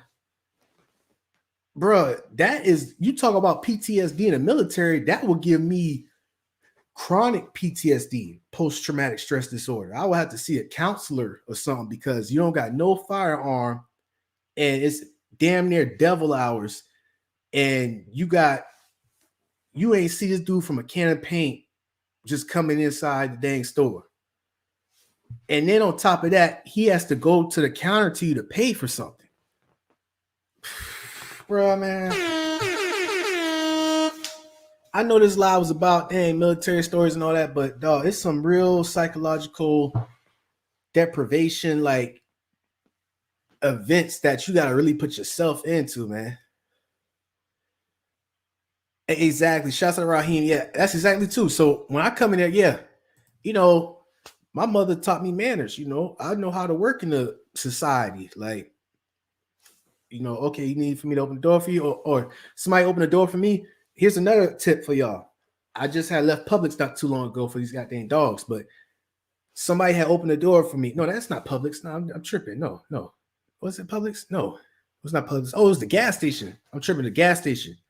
Somebody had opened the door for me, like, left it open for me. I grabbed it. I was like, okay. I said, thank you. You know what I'm saying? There's some people who don't say thank you. It's not no, oh, you ain't gonna say thank you. Because put it this way, you never know what that individual is going through. Let's say if that person will open the door for me and I just walk past him without saying nothing and dude just straight pull out his damn pistol and just start making everybody dance inside here. You never know what ticks people off. I know y'all laugh. Y'all might call this paranoid and everything, but this is what taught me while I was in the service. Like, you never know what somebody is going through. You never know what their tipping point is. You got to be very precautious when you're talking to somebody or handle a situation like that. You know what I'm saying? So, yeah, like how you said, I'm very polite. So if I was that person who was walking in a gas station or walking in any type of environment and you speak to me, I'll speak back. Or I might be the first to say, hey, how's it going? Just keep it pushing. This ain't no damn. I don't know who these NBA young boy, Black Air Force mentality type mindset that these young boys are coming from, but that is that right there, you're not gonna live long off that. I promise you, you're not gonna live long off that. There's always a bigger, badder, tougher guy out there. I put down everything. I mean, your nuts don't hang that low. You know what I'm saying? I'm speaking for these young boys out here, man, for real, dog. All right, is it a good idea? Oh, you got sons too? Shouts out to you, man. You know what I'm saying? Father out here grinding and everything, another air horn. Is it a good idea for my sons to join the military in this day and time? I honestly don't even know. Like my mother, she don't really know the backstory of it. She be saying that she's glad that I was not in the military at this time. But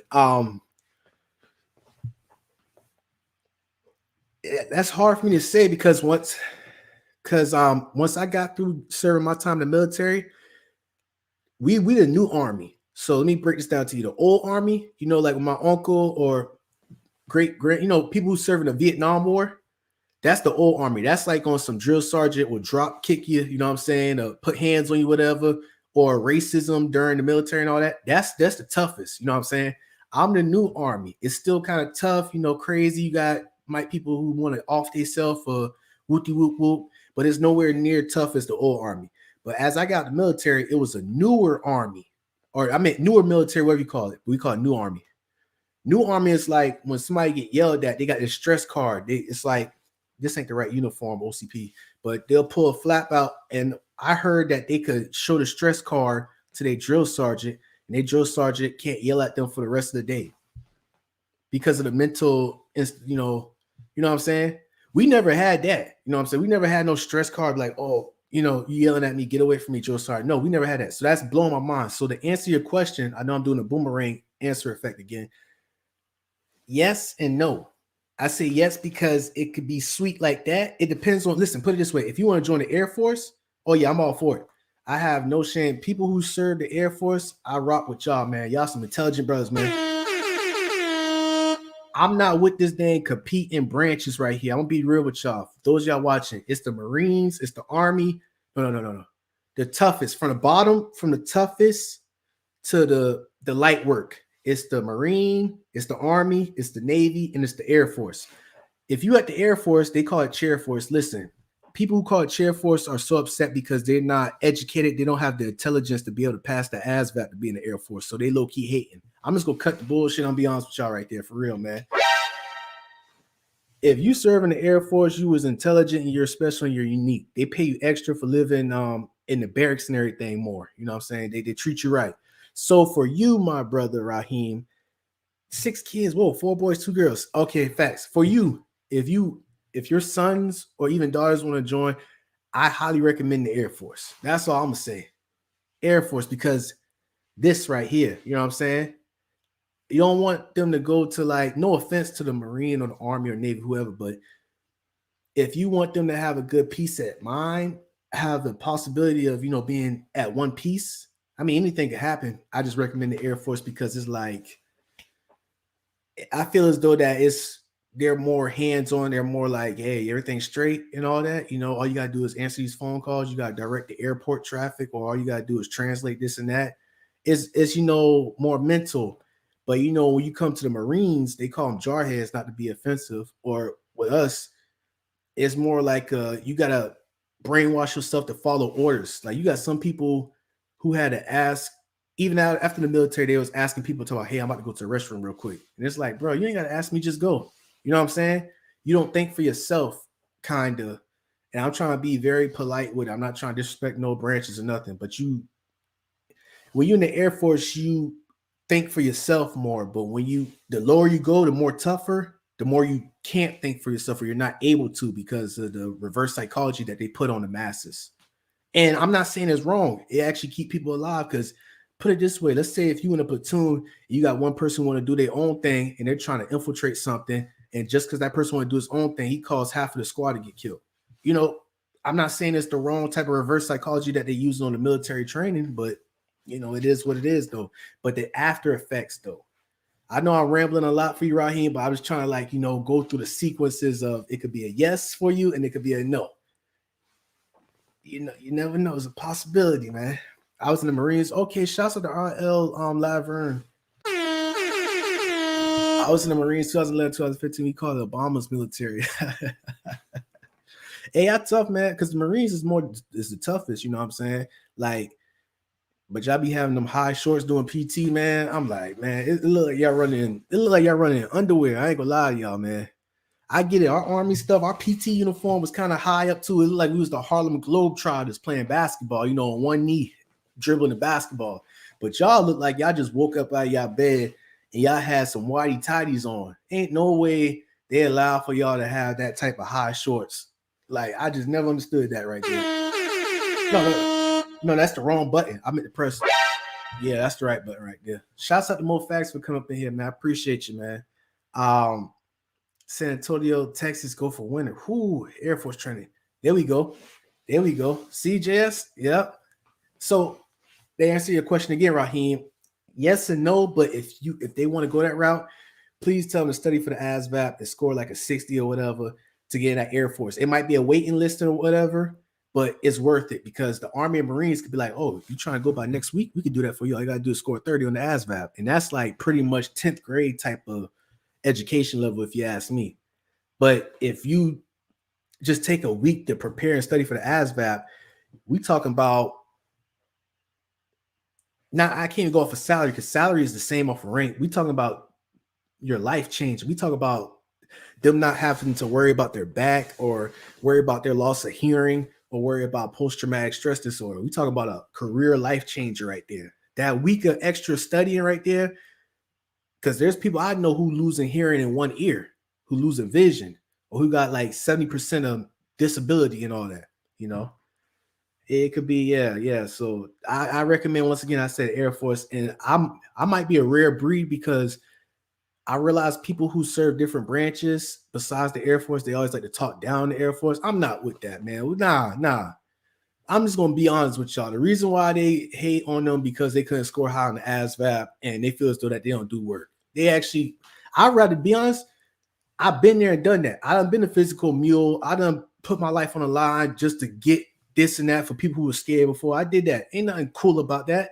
That's like playing chess. That's like one of them pawns. I'm not trying to be no pawns. I'm trying to be like at least a knight, like for real. Like I hope a queen gambit, but I've been there and done that, but I'm actually more good. That's what the IT thing I'm doing. I feel more comfortable with using this. I know y'all watch these little gangster movies and everything, or these military movies. What happens to the people who are like on some Forrest Gump or some Bubba stuff? They get killed.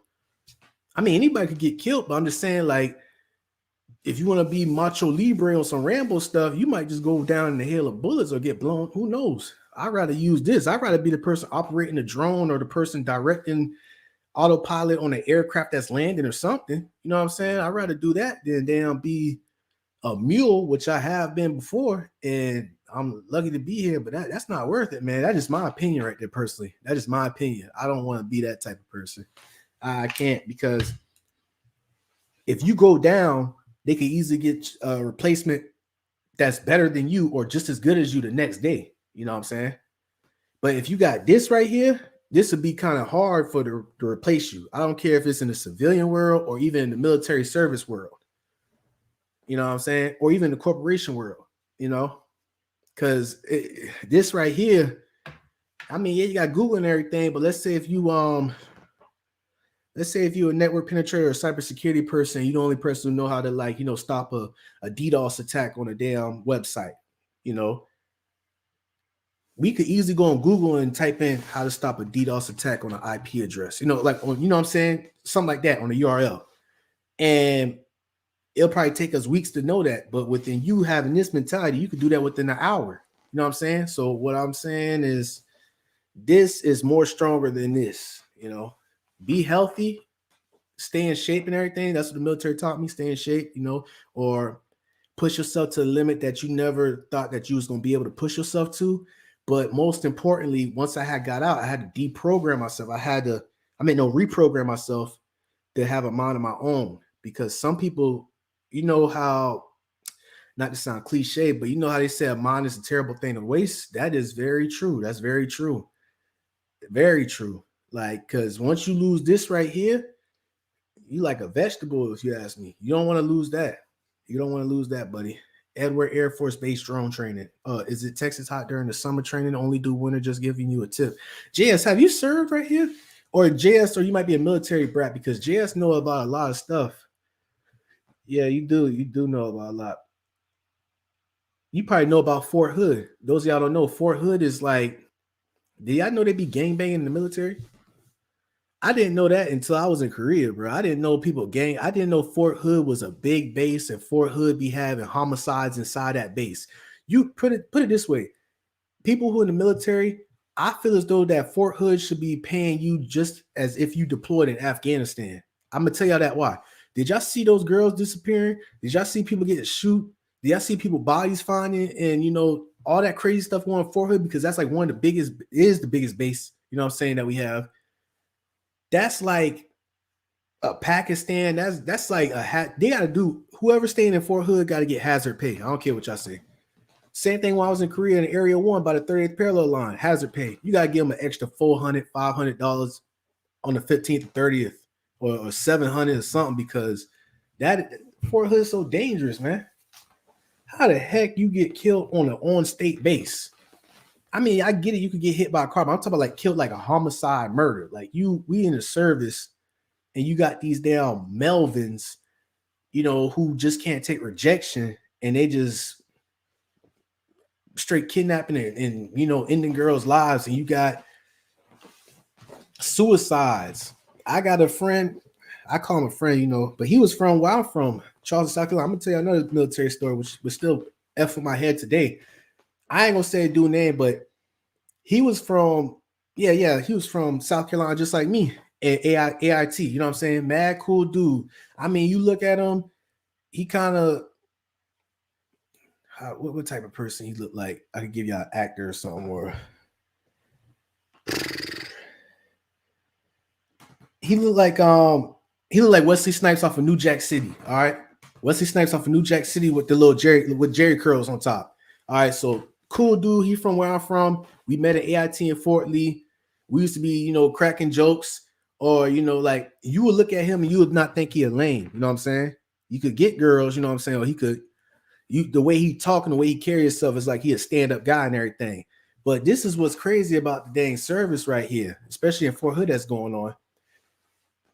I had dude number on my old phone, everything straight, everything checked out. He was a solid dude, you know what I'm saying? We cracked jokes, whoop whoop whoop.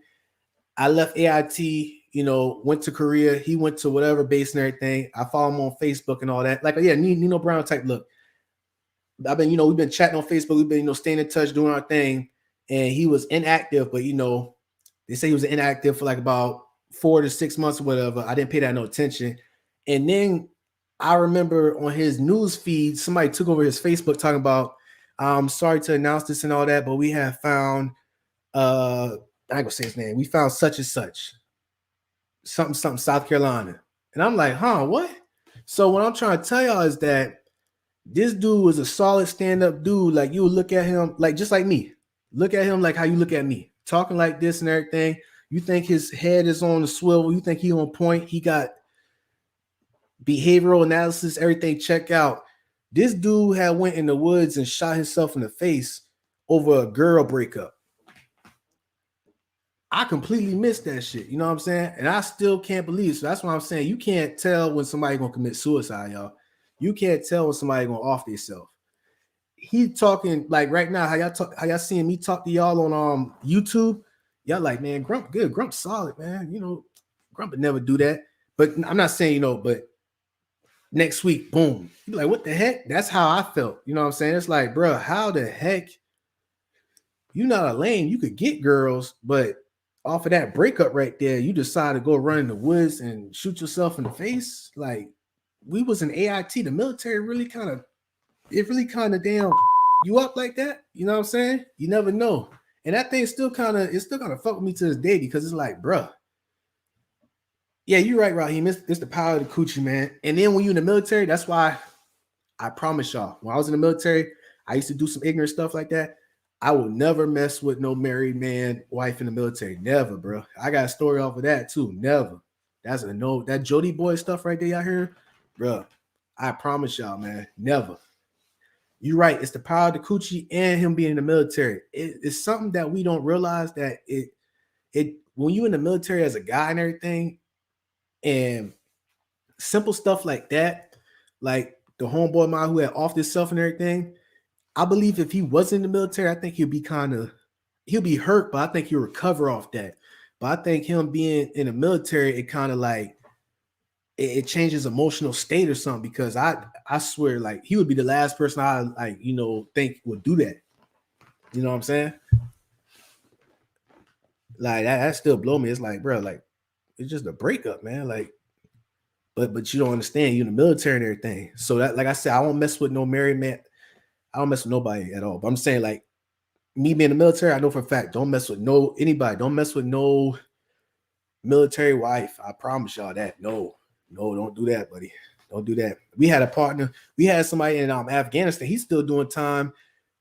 In stateside base off that. He been deployed with us, and his wife been smashing some other dude, and dude just been shitting. He was mad, but just like like us niggas, like we just an average mad, like, man, what the heck, bro? I trusted her, this and that. Whoop, whoop, whoop. It'd be like, all right, you be all right. But this dude, as soon as we touched down off the airplane, it said he pulled up and he just aired that thing out, man. Yeah, killed her and the damn mistress. And doing time for that, buddy. Yeah, he doing big time for that. Yeah, but like I said, you never know when somebody's in the military. I'm not trying to make it seem like, oh, the special forces and all that. Nah. When somebody's in some intense training, whether it's even a DoD contractor who worked along with us when we was in the military, when somebody gets put in these stressful situations, ain't no telling what they'll do. That's what I learned. Ain't no telling what they could do. You probably could know somebody from your childhood, or it could be a blood brother, a blood sister, but when they be put in stressful situations like that, you don't know what could happen.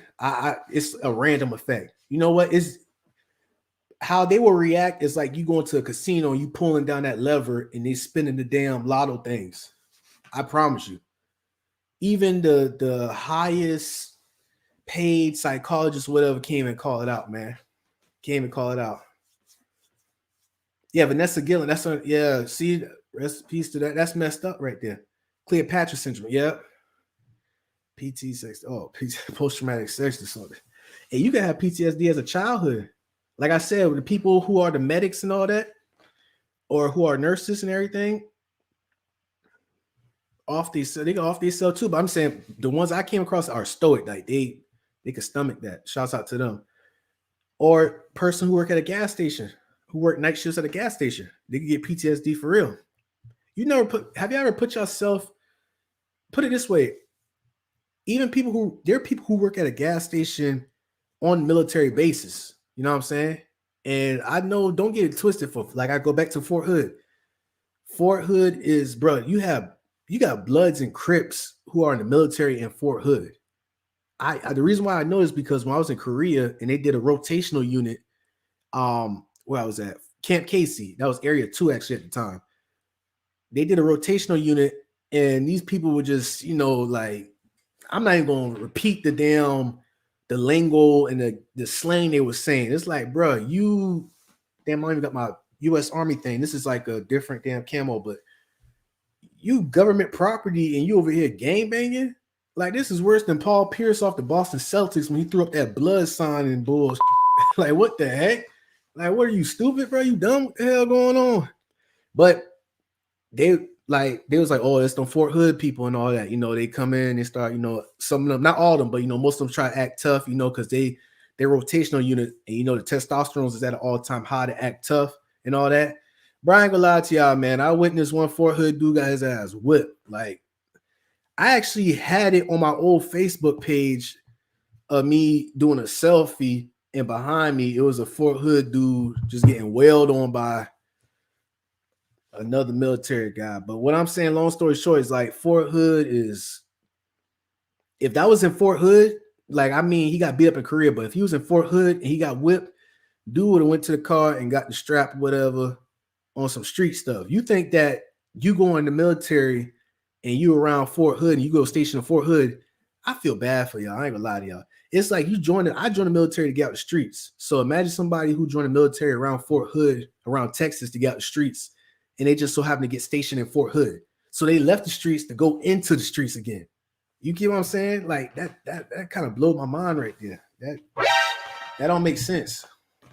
That really don't make sense. It's crazy, man. It's crazy, dog. Yeah, man. I'm gonna go ahead and drop the invite link real quick. I think Turbo says he's gonna come on real quick and try to interrogate me and whatever. But anybody else who want to come on and got some advice or whatever, I mean, need some advice, I got y'all. Or if y'all got a story to tell, I just dropped the link right there. Just hop on, man. It is what it is, man. I definitely appreciate y'all for spending your time and stopping by here. But yeah, man. I gotta come back and do the timestamps on this so people can have a smooth sailing with the subjects. But the main things though, the mental health, you never know what somebody going through. Common courtesy, just being respectful, just using your manners, man. You never too tough to not use manners. Like a simple thank you when somebody hold the door to you could save your life or save somebody from taking their own life. You know what I'm saying? You never know that. You never know, like with my homeboy who just off this self. You never know, like you going through that stress, you don't know what you could be capable of doing. Oh yeah. You know what, bro? You blew my mind, bro. You blew my mind, bro. Shouts out to Incognito. I can't believe I didn't, bro. Y'all probably like, bro, this dude slow as hell, man.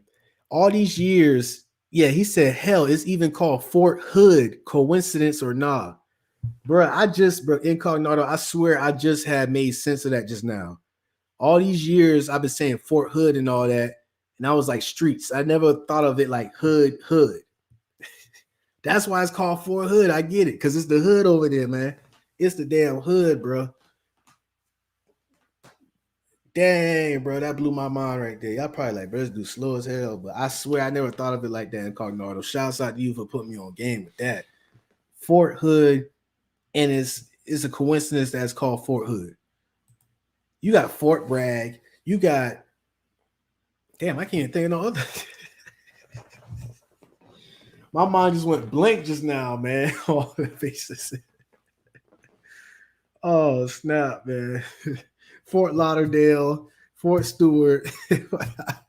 Bro, I can't believe I just went blank, man. Another experiment, Mike. Now that's going real deep right there, man. Who knows? It might be, man. Yeah, it's a light bulb right there. Bro. Incognito, you have blew my mind just now. Pause, but Fort Hood, and it's the hood. Like, duh. I can't believe. I just had peeped that out, man. I tell y'all, man, I don't got all the answers, man. I know that I know nothing. That's how I start off, Another experiment. And I think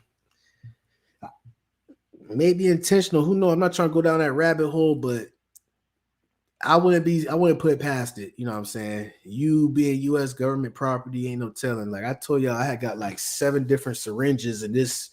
I got 7 different shots in this one arm just for like one deployment. You know what I'm saying? All type, like I don't even, bro. I swear, I don't even know what they stick me, like what they pause. I didn't know what they injected inside my arm. It was just so much damn shots.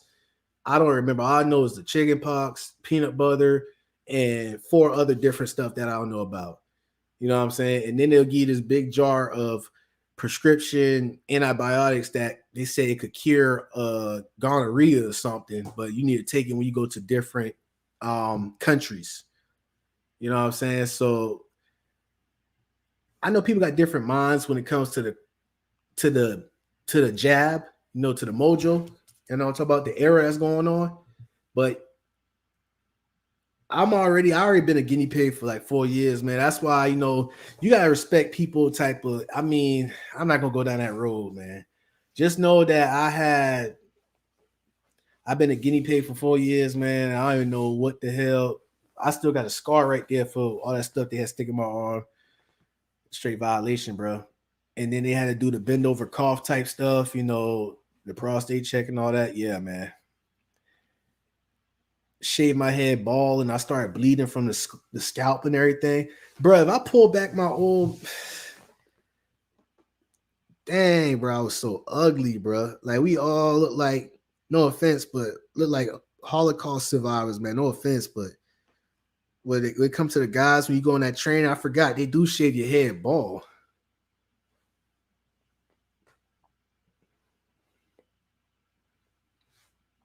Damn, let me see. I wish I could have uploaded this and all that, like stuff like that. I don't know if you can see that, but that's me in Afghanistan right there. See, y'all can see this.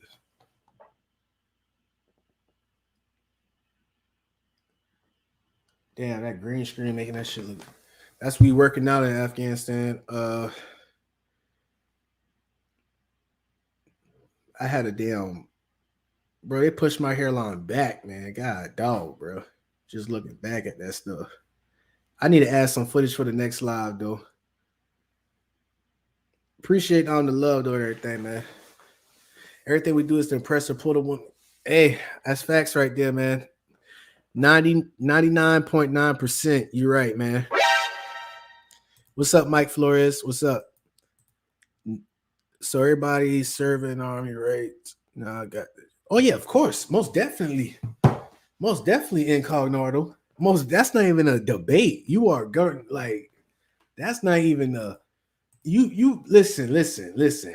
They could pull something out their ass like this. They could be like on some, we see what the civilians doing, but you is US government property. So you know what that means, right? So if you don't abide by these regulations that we're providing for y'all to reach, you could be violating they be like you're not abiding by the regulations and you're being disrespectful to authority or superior. Article 15, possible UCMJ, dishonorable. Bruh, they could F up your whole ish if you try to pull that in the dang service. So yeah, most definitely. I promise you 100%, 101% of them people had got that jab, bro. Ain't no ifs, ands, buts around it. But you trying to pull some damn what would you call it? Some Gandhi or what are you trying to pull, man? What do you think this is, boy? You can't have no revolution up in there. That was a good one, Incarnado, man. Nah, man. And you can't even put my son had got it and he had a heart condition after it, and it runs, even if you say it runs in the bloodline, they be like, we don't care, you better get that. You're gonna get that. That happened to your son. I'm sorry to hear that, but you need to get this. You need to reach these regulations right here. Nah, bro. I don't know what you. Everybody get it, bro. Them biohazard boxes be packed up like that. You know, the biohazard boxes after they inject you, they put the syringe right up in that. Bro, they be walking out of there with duffel bags in them biohazard boxes just to dispose of it. Everybody getting it. You might get it twice. You know what I'm saying? Just if you got a smart mouth and everything, you might have to go around the line again to get it. You know what I'm saying? They might purposely not mark your name down for getting it the first time. It might make you run a lap around you. Oh yeah, it get real though. It get real, man. Bro, from my understanding, Raheem, yes. I haven't been in tune with the military ever since I had left. But I promise you, Raheem, I have a strong belief that everybody had got that off rip, bro. Ain't no way up. Let me go ahead and hit up one of my battle buddies who's still in the military. Hold on.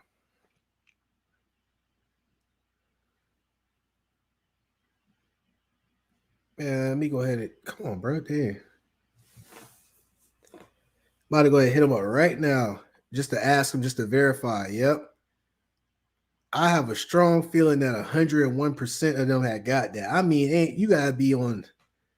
They ain't playing no games, man. Because how my experience from being in there, nah, man, nah, bro, they ain't having that, bro.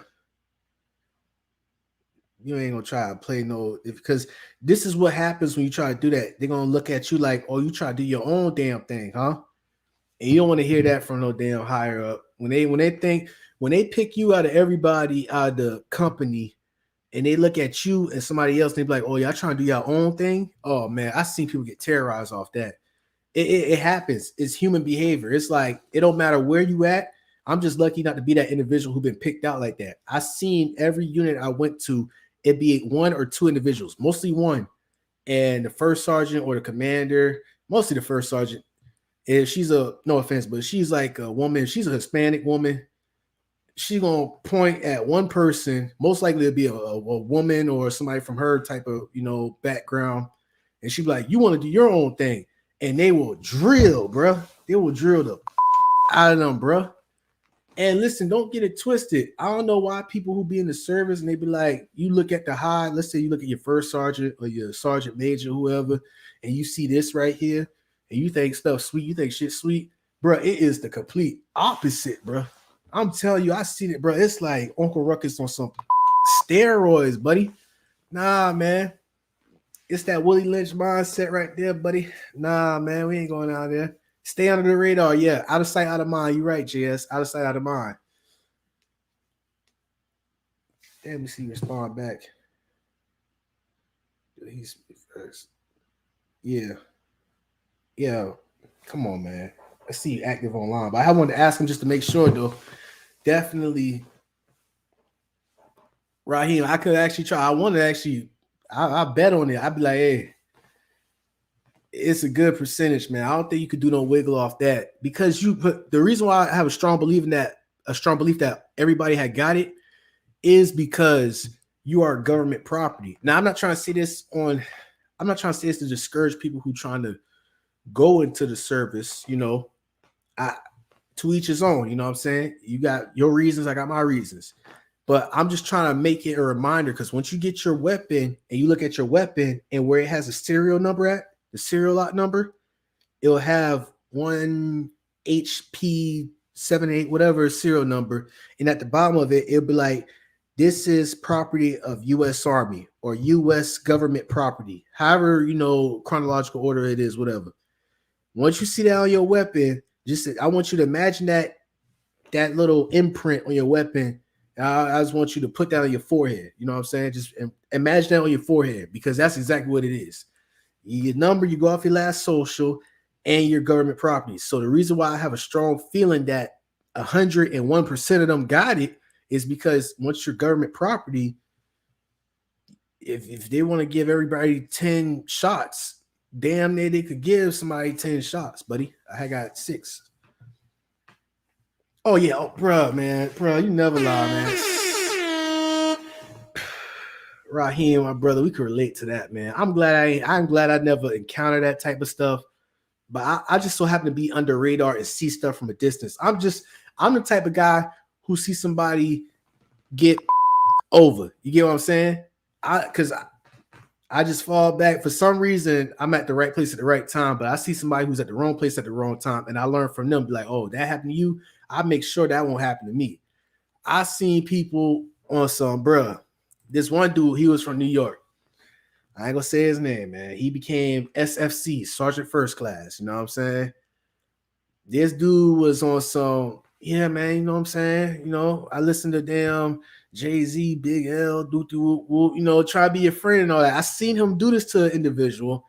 They rap out some songs and everything. They hit each other with the, hey, what's up, my nigga, and all that. You know what I'm saying? Bro, as soon as that dude done got that SFC, bro, oh, it was over with, bro. Bro, I pressed the wrong button, man. As soon as he got that SFC, man, that same dude tried to go up to him and be like, hey, what's up, my nigga, and all that.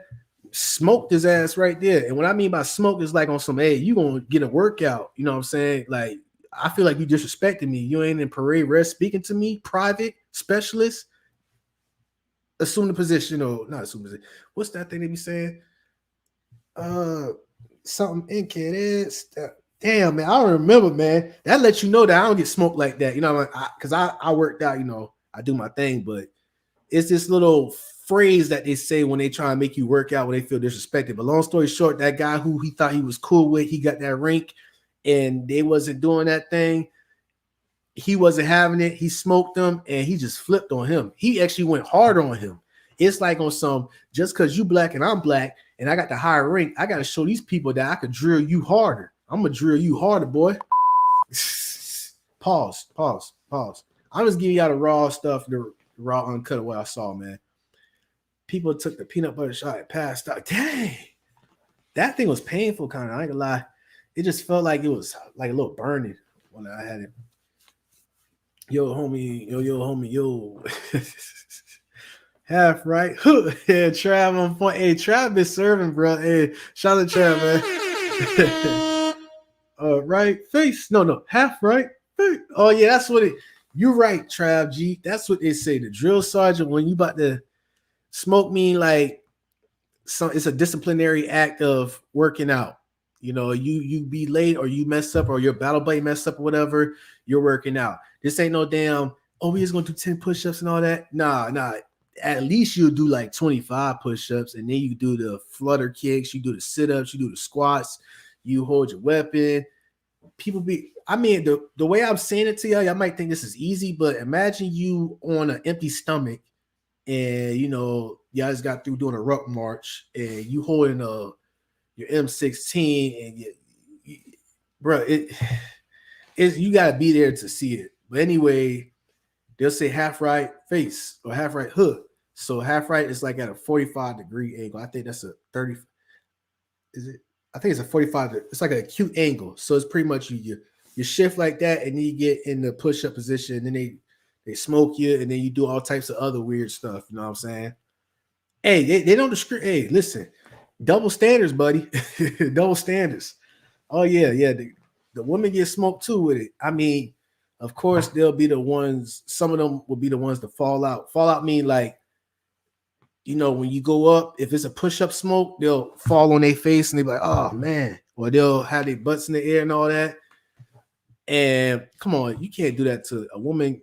Come on, a woman can't do that much of, the majority of them can't do that much of a stressful exercise as a man. So you still get smoked as a woman, but you will fall out before the guys. But the guys, man, oh man, dog, y'all get. I seen some grown men cry. I see some grown men cry. 45, 90, 360. About face is 360. No, about face is 180. Yeah, about face is 180. And you do about face twice and it's 360. Half right is 45. All right, right face. That's 90-degree angle. The stuff I'm spitting out is like marching or whatever you call it. It's like military, whatever you call them things, man. You know, I can't even explain it, but I know how to do it. Seen the drill sergeant's call. So,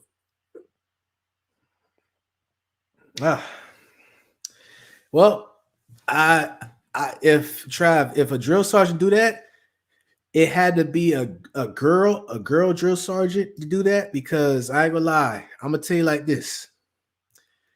Guy drill sergeants are crucial, but from my experience, they know how far to push it, because trust me, when I say that, in my platoon, my basic training, if a guy drill sergeant would say that to those female girls, I promise you by around 1700 hours, I promise you they will have the MPs and they'll have the first sergeant and the sergeant major, whatever, up in that damn brigade arresting that guy, because those girls will come up with some type of plot saying that he had assaulted them sexually. You know what I'm saying? I'm not. Listen, bro. We could go. I'm not trying to go down that rabbit hole, but y'all can read between the lines. It's like, oh, so you call us bitches, right? And you told us to do this and that, and you a guy sergeant? Oh, okay, bet. All right, wait till 1700 hours. Me and my 3 battle buddy girls right here said that you trapped us in the closet and it's over with. You know what I'm saying? Like, yeah. I keep pressing the wrong button. My apologies. Ain't no air horn celebration off of that. No, just I don't even know how to. I don't even know what to say about that, buddy. I don't know where else women sales, women straight bus. Whew. I say that because I'm in basic training. I had my first sergeant. She was like a 5'3"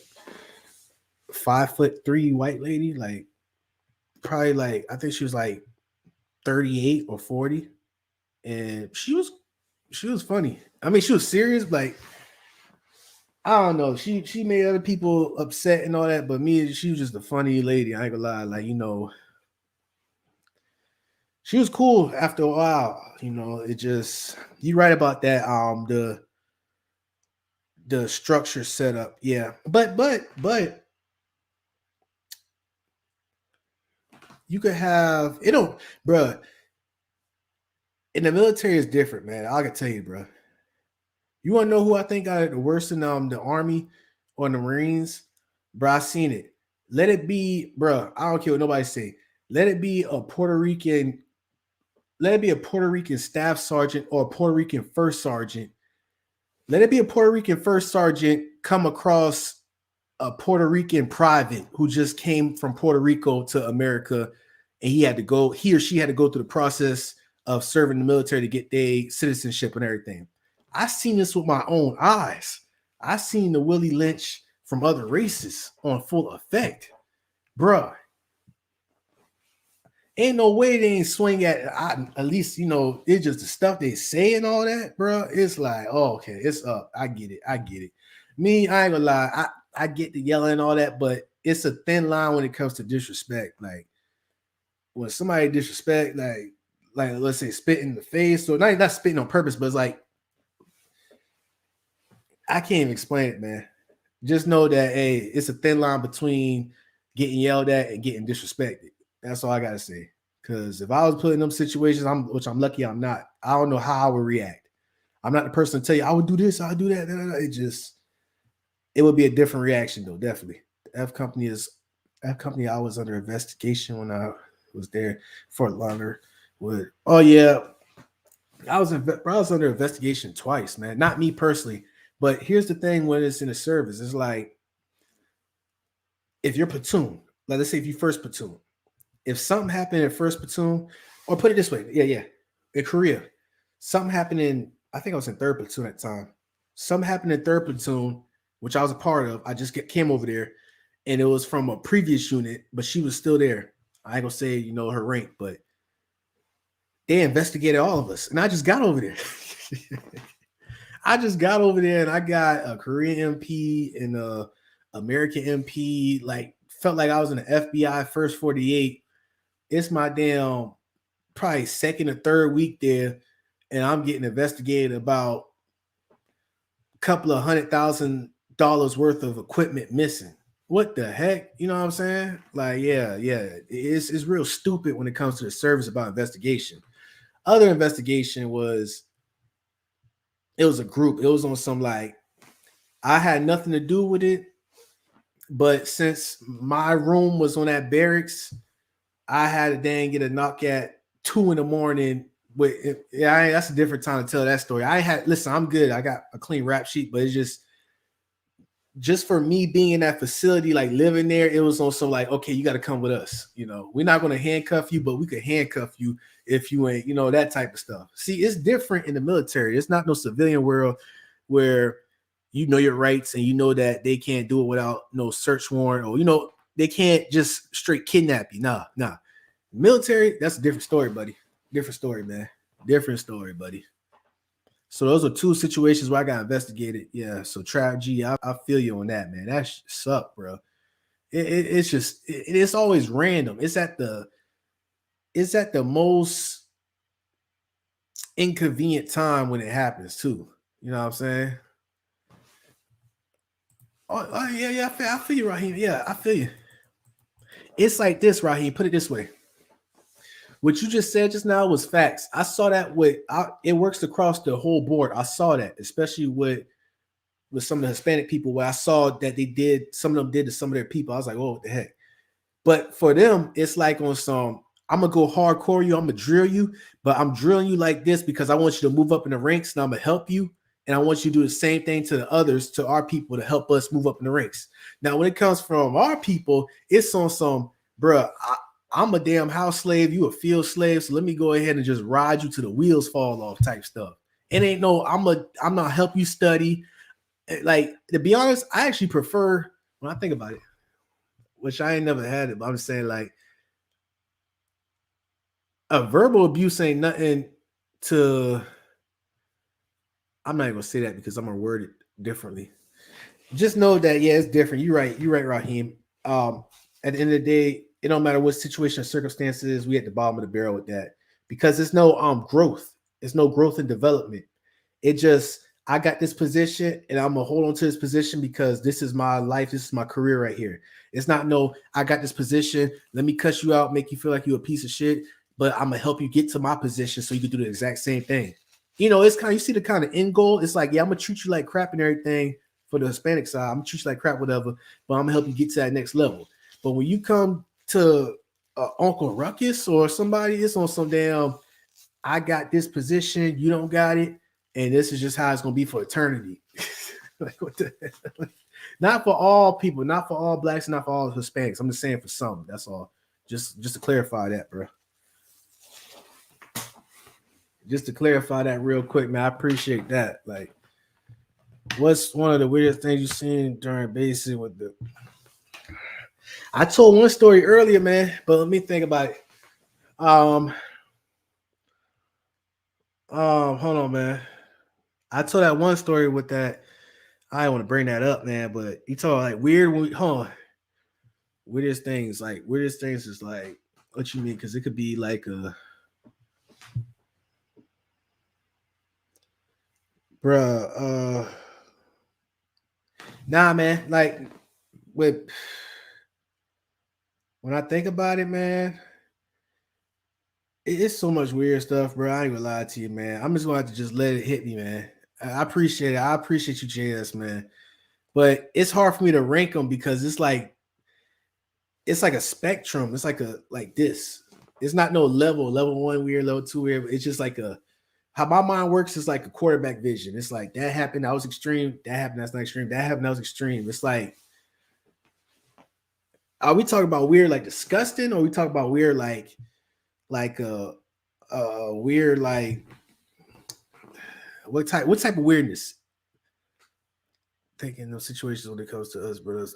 Yeah, you're right, Mike Flores. Yeah, that's sad. I'm sorry, man, but that's just how it be. It just that Willie Lynch letter be powerful to some individuals, and I seen it. But I used to thought the Willie Lynch letter was only for worked only on our people, but nah. Like how Raheem said, it works across the whole board. But at the end of the day, for generational destruction, oh yeah, it's the black guy. It's the black man. Yeah, I don't care what nobody. It's the black man. It's the black man. facts, bro. They gonna make sure they don't give you no instructions or directions or opportunity to grow, but to play against each other for the opportunity of power. Yeah, man. And it's what be satisfying? Them same people, they do something, they get was it demoted or something? They lose a rank, you like, uh-huh. Yeah, you was E7, now you E6 now. So let's go ahead and humble that shit now. You know what I'm saying? He's gonna keep calling you the NIGGA again. You're gonna keep smoking them squares after break. You know what I'm saying? Like, come back to reality, buddy. Come back down here. Come back down here. You was up there, you was real high, but you done what? You missed curfew or what? You been drinking and driving, or you beat your wife, hit the dog. Oh yeah, you lost one rank. Oh man, that's just I cringe when that happened to some people when I see that, especially when they had abused their power, bro. But back to the weird stuff. Like we got, bro. I'm trying to figure out. I don't want to go to no nasty weird. I don't want to go to no nasty weird. I want to go to like I want to go to like on some that's weird, but it's not disgusting weird because we got some unsanitized people in the military, and I don't want to get traumatized by it again. I might just have to go to some weird stuff. It's gonna catch me. It's gonna catch me. Oh yeah, yeah. You know what? I had a roommate and I had a roommate at AIT for a couple of months. He was white tall dude. He was in AIT for National Guard. I think that's like part time Army, if I'm not mistaken. National Guard is like, I think it's like 2 months in or whatever. Anyways, this dude, he had started talking to this girl at our AIT, and he was when I was sharing a room with him, he was texting her and everything. But the way he was talking made it seem like, yeah, I got this in the bag, bro. Da da da. She all up on me and everything.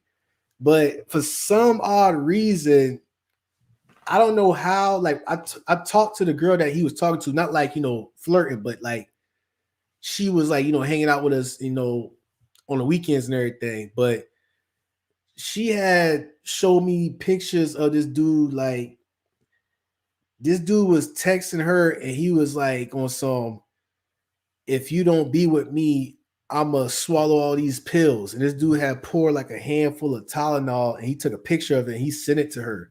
Like he was on some damn Twilight Zone type stuff, like on some, like he was making it seem like he was macking on her, like, yeah, she all up on me. But she was like, nah, I was talking to him because I didn't want him to dang, harm himself. You know what I'm saying? So that was a weird thing. Now, see, that's one of the weird stuff. It's crazy how the human mind would, especially with guys with, I don't know if it's the testosterone in us or something. The dude, it's like Hannah Montana, best of both worlds. But it's crazy. I laugh at it because he was my roommate for a couple of months. And ain't no telling what dude probably could have did to me. You know what I'm saying? Like this dude, he had a big bottle of Tylenol pills, but he had made her believe that it was some type of narcotics or something he got from the hospital or something. You know what I'm saying? So this dude literally, it's crazy. So all the time while I was sleeping or while I was on the phone or while I was out and about, this dude was on the other side of the room and he'd been like on some, if you don't, this great, bro, man, dude tripping, man. That's some weird shit, dog. Damn, bro. Yeah, that's not like normal right there. And the crazy thing that blew my mind is that I realized age don't really mean nothing because these people who I'm telling stories about, they're like older than me. I'm talking like 5 or 7 years older. You know what I'm saying? Like, and it's like you will expect for them to have it all figured out, but they obviously don't know how to talk to girls, man. That should be embarrassing, dog. Oh, another weird one. Actually, I wasn't there to experience it, but one of my sergeants had told me about it when I was in Korea. We had another sergeant who just came in our unit. He was mad cool and everything. He kind of reminded me of if y'all watch The Wood, the main character off The Wood, that's what he kind of looked like. But he was cool and everything. But one of my sergeants said that they went out to a club or something on the weekend, and they were partying at some club in the Ville. And that same sergeant, that new sergeant, I'm gonna give his name. I'm gonna name him. I'm gonna name him Trav. Okay, Trav is the alias name.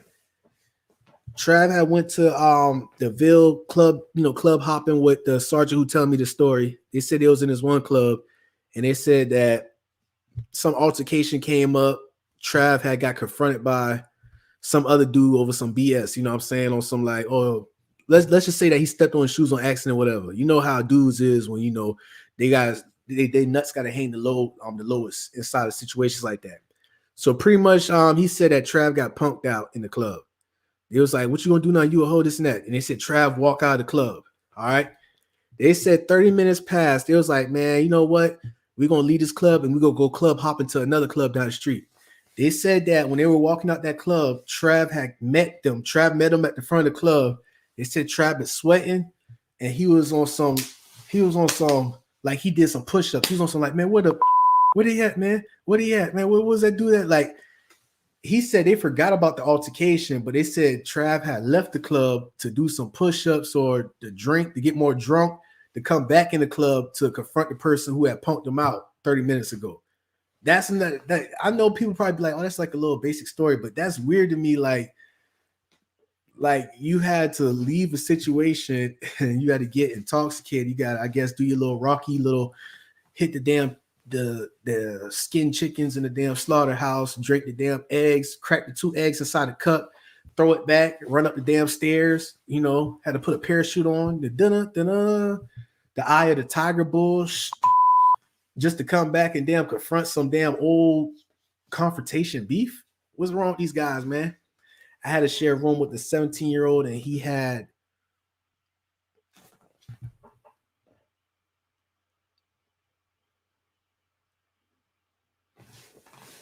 the damn. I'm glad I ain't read that out loud.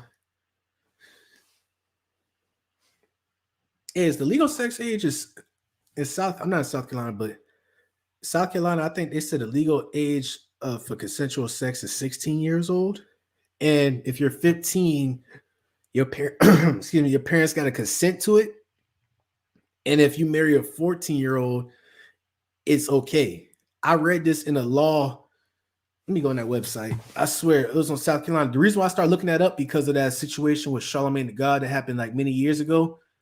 And bruh, let me go ahead and drop some receipts, man. South Carolina. Oh, snap. I did not meant to press that. Let me turn my damn key thing off. South Carolina.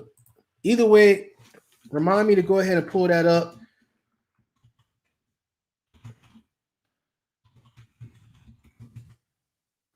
So the reason why I broke all this down because it depends on what state he's in, that it was considered consensual besides statutory rape. Yeah, remind me to send that to y'all later on the link. That man went to go turn into Clark Kent real quick, then came back. Yeah, it's just crazy, though. Yeah, man. Let me turn my keypad thing on, man. No, I gotta get that Metal Gear sound. I ain't brought it up to him. You know what I'm saying? He was, bro. That dude Trav was a cool dude. I didn't brought it up to him, but that dude really was. I'm gonna highlight your comment, man. It just been weird and funny. It's like, okay, somebody pull up on you. You had an altercation. Dude was like, "I'll beat your ass right now," and you just had walked away or you just avoided it. Okay, I mean, this ain't like the hood or Fort Hood where you're like, "Oh, you a pussy."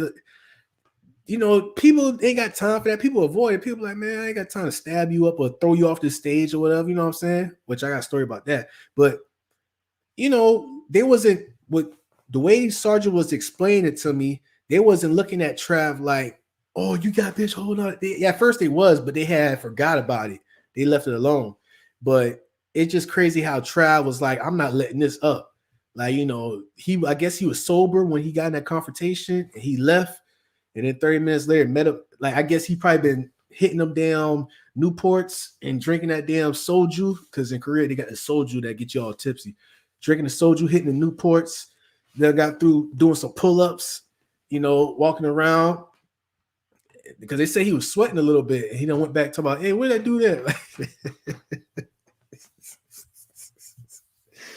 Oh, man, this shit make my head hurt sometimes, man. Bro, it's like, why you acting tough when you in the military, bro? I don't get that. I don't get that, man. And had a phone hit it. Yeah, man. Like, what the hell, bro? Bro, I ain't gonna say his name, man, because I still be on my Facebook. He married now. Congratulations to him. But bro, man, like, if I hope you watch this, man, you ain't gotta act tough for, man. Like, bro. You in the military. The Mr. Four Eyes, who looked like the main character off a Stuart Little movie, could be the most coldest killer. You know what I'm saying? Actually, they are. They actually are. You know what I'm saying? It actually is. You know, for personal hidden agenda reasons. But yeah, this ain't no damn Rambo. Like, that's crazy, man. Some dips, yeah, some dips, and he did some dips and some what's that thing, man? What's that workout called where you like I stand up and I jump down a push-up position and I do a push-up and I jump back up. I forgot what you call it. It's like, you know, people do it in prison too, but we've been doing it a lot. It's like we in the military, we do like a jump, we'll jump like that, and we'll get back down to the ground, do a push-up position, and we'll go like that, and we'll jump back up, and we'll go back down, do a push-up position. What's that shit called? Burpees. Yes, appreciate that, man. Yeah. That's what it's called. Yeah. Dang, Trav. I appreciate you, man. Battle over here getting all these damn vocabulary things right, man. Yeah, he did some damn dips and some burpees, man. That's probably what it was. Some burpees. Yeah, appreciate it, Incognito. You warmed up? Yeah, showing up the last dragon. Burpees, man. I appreciate y'all. Matter of fact, let me see ya. Stupid. Why the hell I keep pressing that, man? Let me turn it off. My bad, but my soundboard is connected to my keypad. So when I look up some stuff for the S button is for 6ix9ine Stupid, obviously. And what I was looking up, it start with an S. So I could show y'all. So I had to turn it off. Let me go ahead and share it real quick. This right here in Korea, the red cap soju. But here's the catch. Here's the catch with the soju. This is how. Remember I told you that story about the Haitian dude. You know what I'm saying? Remember I told you about that with that situation that happened to him. Yeah, red cap, buddy. So the soju with the red caps in Korea, it's they randomize the alcohol potency. So if you get the green cap or the blue cap or whatever, I mean, I think it's like 10% alcohol or whatever. But the soju red cap, you don't know if it's 20, 30, or you don't know. You know what I'm saying? So I think that I'm gonna call him Trav. I think Sergeant Trav had did some burpees and been smoking a Newport short and been drinking and down the whole red cap of soju right here. You know what I'm saying?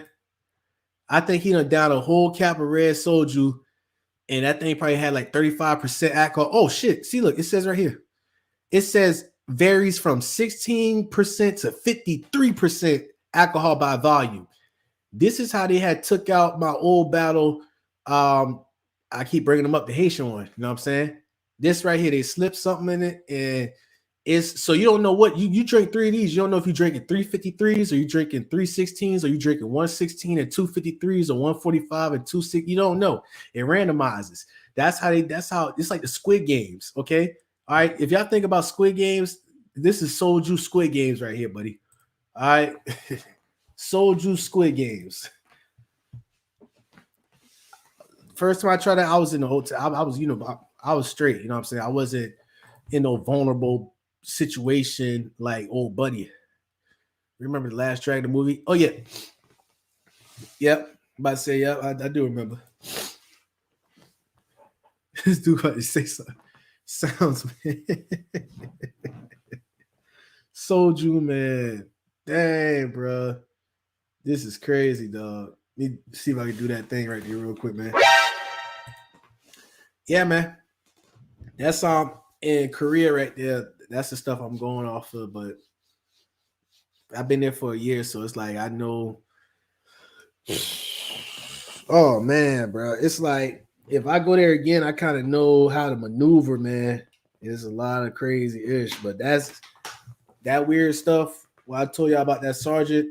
Yeah, that's what he did right there. The burpees, and he drank that soju. And I guess he wanted to get Nuck If You Buck. He probably been listening to Nuck If You Buck off of you know how some dudes be let me take this off. You know, some dudes when they listen to that phone, they put it to their ear like this.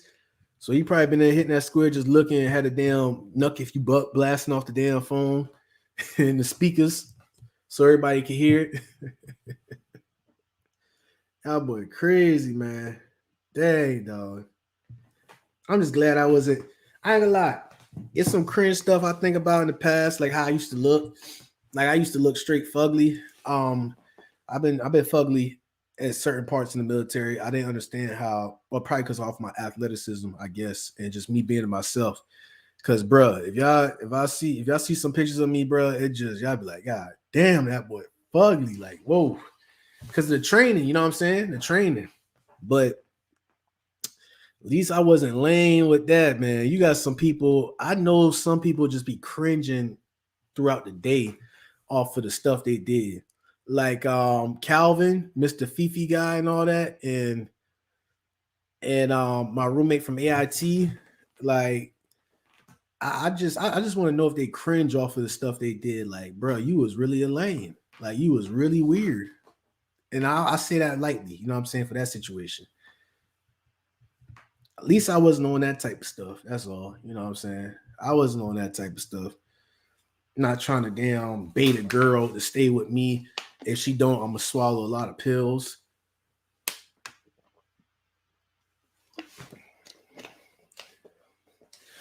Or like my old boy, my old homeboy, straight off myself because I'm going through a breakup with a girl and I can't, the fuck was that? I can't um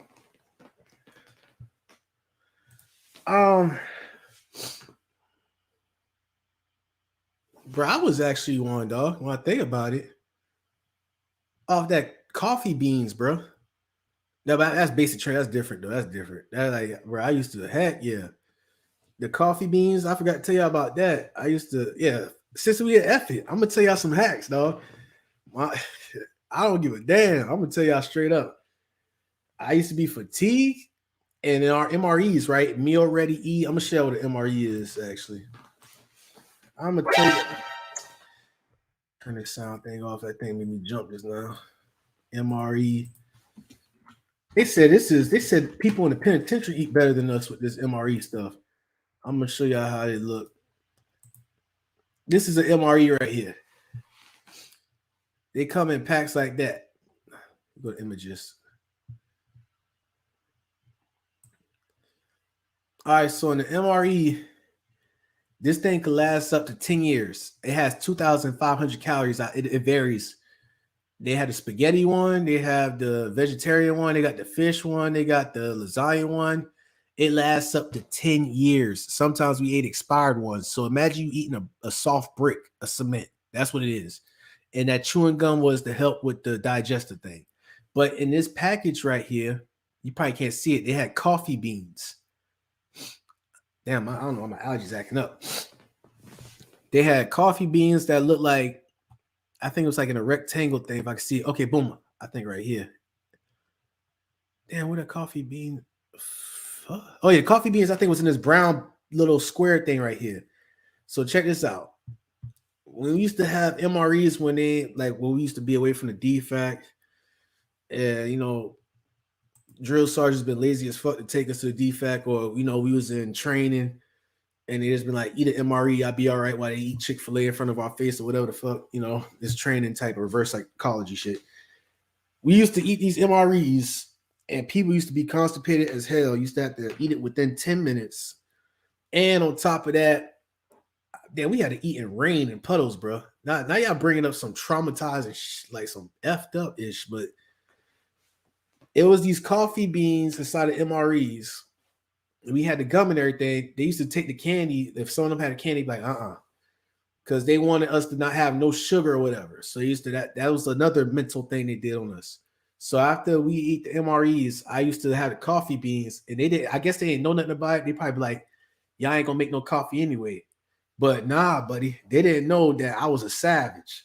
I was a fucking savage.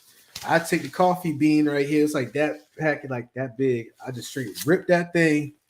I had a Camelback, whatever that thing is, a Camel pack. It's pretty much a book bag with water in the back of it, and you got like a straw. So pretty much I used to rip that thing, dump all the coffee beans in my mouth, and just drown it. I mean, just go through the torture and drink that thing, and used to be wired. And I used to take other people coffee beans. They used to look at me probably like, what the hell, this dude coffee beans? You ain't gonna be able to make no coffee with that. Nah, bruh. I had to survive. That was a little. And the thing is, you get damn near get a cavity search after every event. So I hid like 2 or 3 coffee beans in the bottom of my buttstock of my M16. When you have your weapon, see, this is another thing they didn't know. You have your weapon. Damn, I feel like I'm in prison right now telling y'all the sauce. God damn. Well, it was this little rectangle thing at the bottom of the weapon of your M16. And you gotta like, how did I used to get that thing open? I don't know. I found a way because it was hard like to get it with your nails. I think I had to use like some object to like flap it open. So I done popped it open, and it's like that big of a space at the end of your buttstock. And I used to just take 2 or 3 of them, just stuff it in there and put it back in there.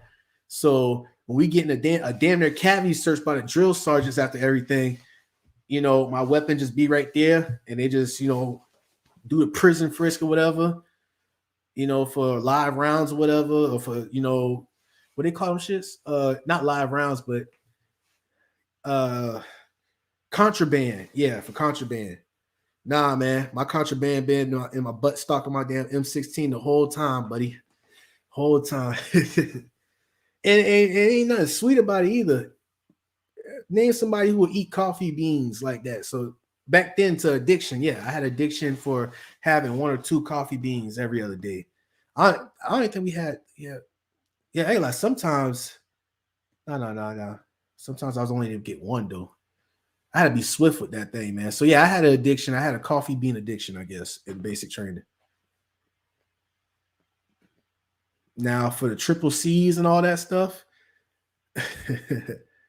Oh man, we had a lot of guys in Korea who been triple C'd out, man. I'm not even gonna explain what that is, but yeah. Got an itch. The chicken fajita MRE was busting though. The pound cake was. Oh man, you bring it back memories, man. God damn, this dude bringing back memories. That pound cake. Every time I eat that pound cake, I was thinking about that Drake and Jay-Z song, man. That was the most driest but best pound cake ever. I'm telling you, I don't know, man. If y'all like starving, and if y'all like, you gotta eat something. You can't be on no. There was some people in my platoon, like it was actually no, it was one. This one girl, she was on some. I'm not eating nothing. Oh, damn, y'all made me think of another story that happened, buddy. Oh snap! I'm gonna tell that for later on, but dog, man, we had this one girl. She was like, "I'm not eating nothing. This is filthy. I don't want to do this and all that." So she skipped one meal, and it was like, "Okay, you want to do your own thing?" She skipped one meal, and she been dropped down on the floor by 1,700 hours. I promise you that. Actually, not 1,700 hours. 1,400 hours. So I think we had lunch at like 1,100 hours. Oh, 13, 14, 15, 16, 17. Was it all right? So 12, 13, 14. Yeah. So yeah, about a couple of hours. Yeah, she dropped.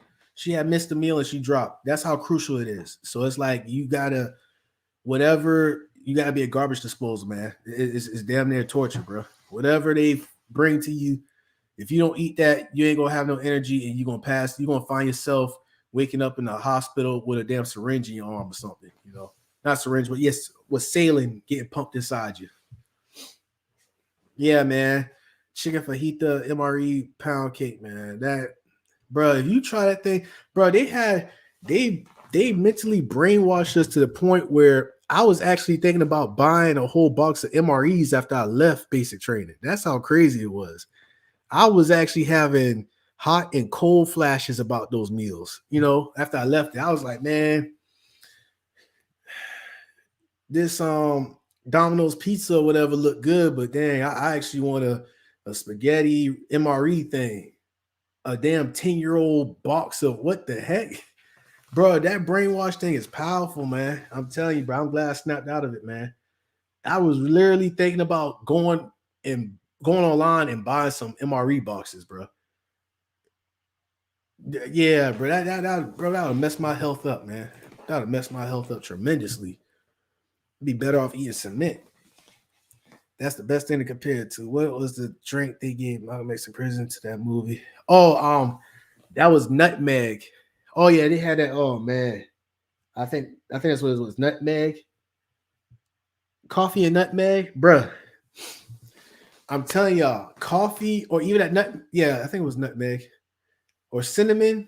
Listen, if you in these hostile type of situations or environments, coffee is like cocaine in prison, off rip, or that thing that Malcolm X had.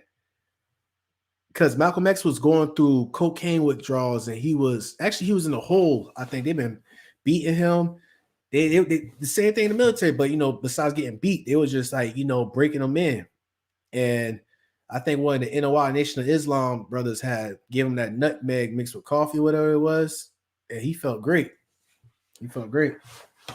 That thing bring you back to life, man. Let me see if I can look it up for you. And it says you had to have some skills to use them heat pack properly. And oh yeah, I forgot about the heat packs, man. But I think I burned.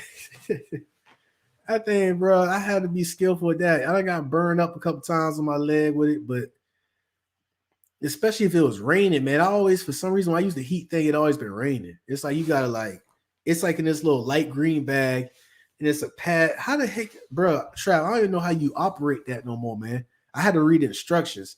Mind you, you got to do it within 10 minutes. So it's like, and you got people talking ish in the background too. You know what I'm saying? Like shut the fuck up. Are we trying to eat? So yeah, man. I had time. I did heat thing. The only reason why I used them heat bags was because I was freezing. It'd be raining and it'd be cold. and my pants and drawers and shirt is all wet and damp. So I gotta damn use that heat pad thing on me. Yeah, that's the only reason why. Nutmeg and hot water. Thank you, JS.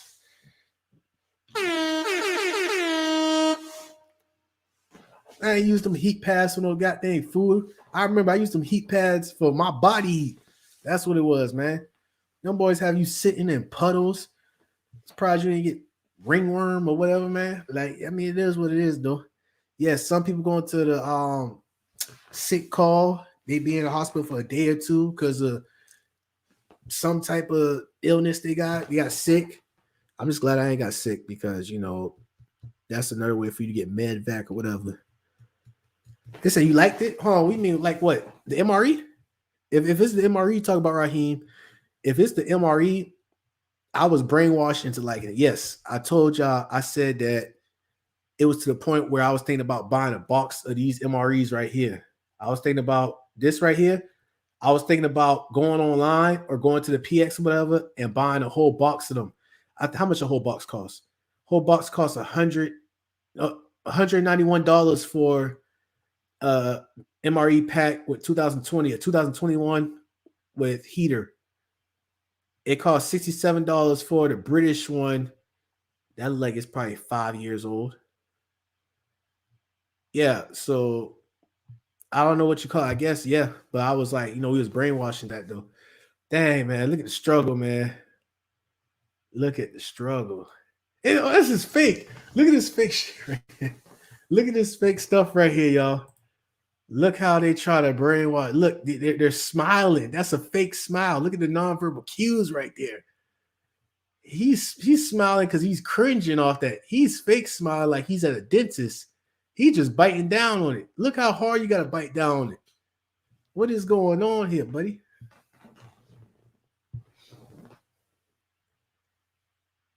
This is not no happy. This is faker than them damn pill commercials where y'all be seeing at night where it be like, have you been feeling depressed? Talk to your psychiatrist. Purchase Pronzo 2.9.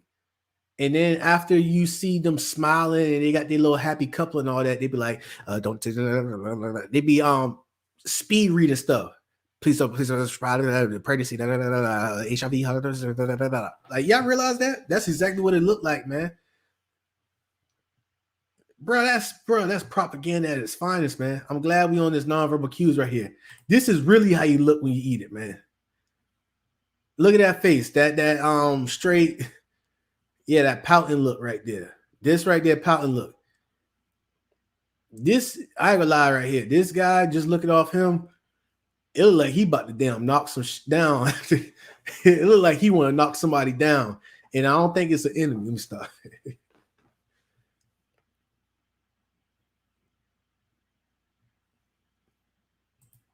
Bruh, man, I'm just looking at this thing like, what the heck? Okay, yeah. This is the perfect one right here. You see our sister right here? I think it gotta be I think it's a female. Yeah, our sister right here. You see how she looked like in disgust? You see how her wrinkles on the side of her cheek to her nose right here looking? And look, you gotta drink out of the canteen too, man. Come on. I think this is Marine. Yeah, they ain't playing no game, bro. They ain't playing no game, dog. Oh man. I actually tried to go to the military myself in the Navy. None would accept me because I have a sickle cell. Oh, sickle cell trait.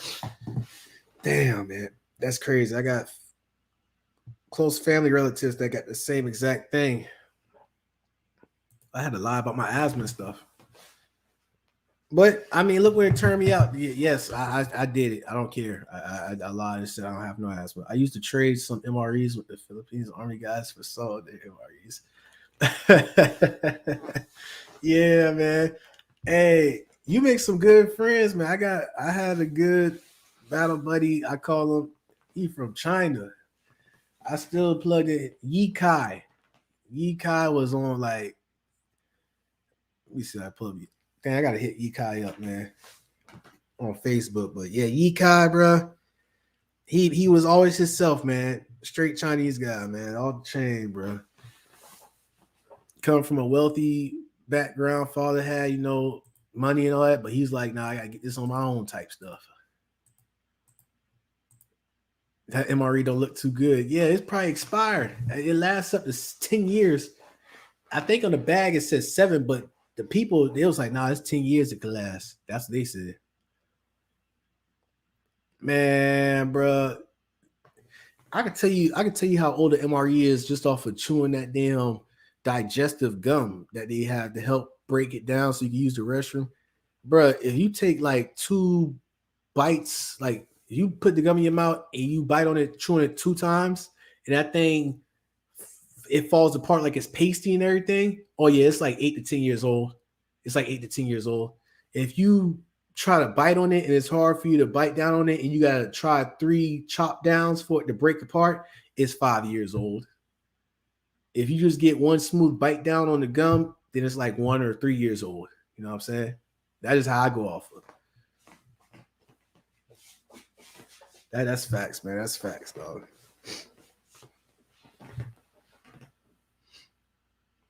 Damn, my sinus acting up, man. Got me breathing in my mouth, man.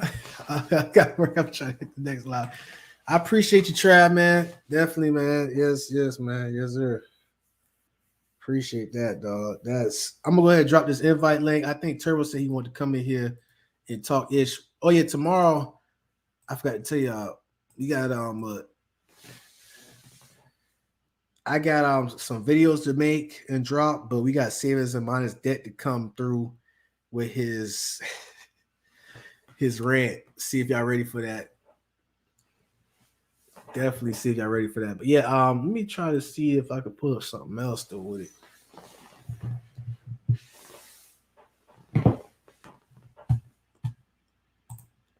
But yeah, that's on the StreamYard link right there.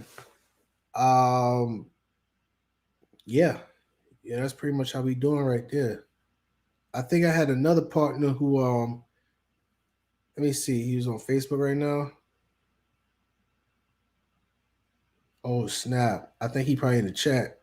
If you're in the chat, you just click on the link and it'll pop up. Cause there was like 3 people who said they had wanted to hop on though, but I mean, I guess it is what it is. They just want me to keep rocking out and vibing. You know what I'm saying?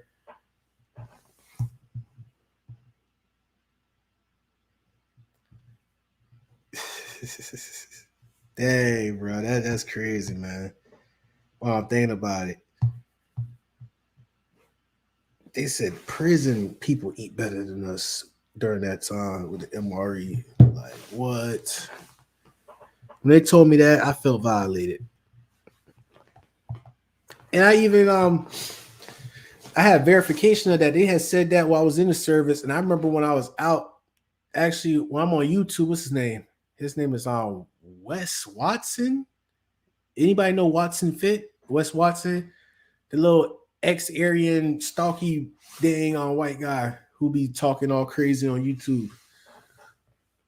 He was on, I remember it was one video he did, and I stopped by to check it out. It was like, I think it was like last year. He was talking about all the crap food. He was like, there ain't no lobsters and shrimp in the penitentiary, da da da. He was like, you eating crap food. And then I don't know how the military came into his mind, but he was like, wait a second. Y'all, that dude said, wait a second. I heard y'all eat more crappy than us. That's effed up. I was like, damn. I was like, damn, bro. Damn, that's crazy, though. That's crazy. But yeah, I mean, I appreciate y'all for rocking out, man. Damn, it's 3 hours that went by. This thing feel like a damn therapy session right here. Wow. 3 hours. Damn, I appreciate y'all for rocking out for 3 hours, man. Damn, that's crazy, dog. It felt like it was like an hour and 50 minutes. Whew. Yeah, man. Is there anything else y'all want to say, man? Because I might go ahead and close it up right now, man. I might start working on the videos for tomorrow. Not tonight, but try it in the morning. Yeah, anything that y'all want me to have an input in or say before I close this out real quick. Incognito, Deep Impressions, Trav G, Raheem, Mr. Truck Driving Guy and everything. JS up in there. I appreciate y'all. But what's crazy now, before I hop off, you still got me thinking about that gas station situation, man. Appreciate it, Mike. Appreciate it, Mike. Definitely once I get inside that because this how it is. It's like stuff I experienced when I was over there, like when I was just in the service in general, or even through my life. But I say the service mostly. It been through stressful situations where your mind is like pushed to a limit, and it's an event that happened, and it happened, but it's not like hitting you yet. You know what I'm saying? It don't hit you yet until like after a couple of years or after you out of that situation.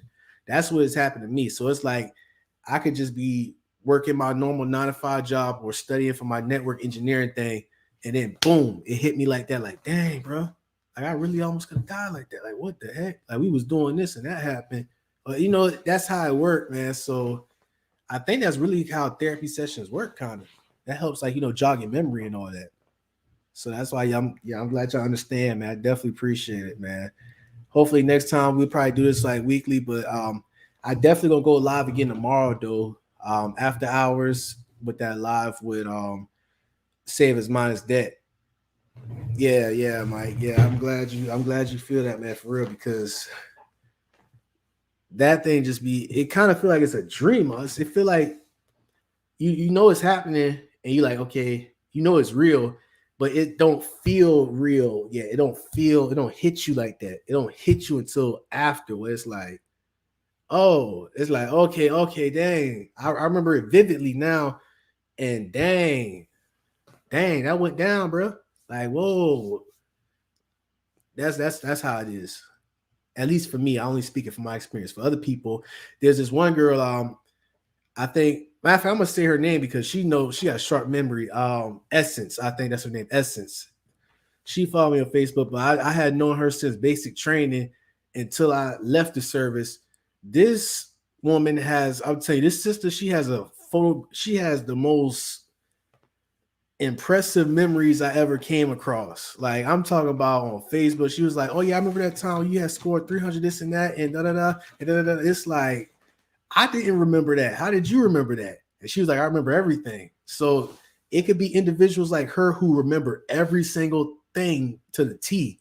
And it'd be guys like me or, individuals like me who just go on with their damn lives and then get hit with some damn reruns of stuff that happened like a ton of bricks. That's what I'm saying. It's like either have cringe moments like, dang, I witnessed this, or dang, I had look like that.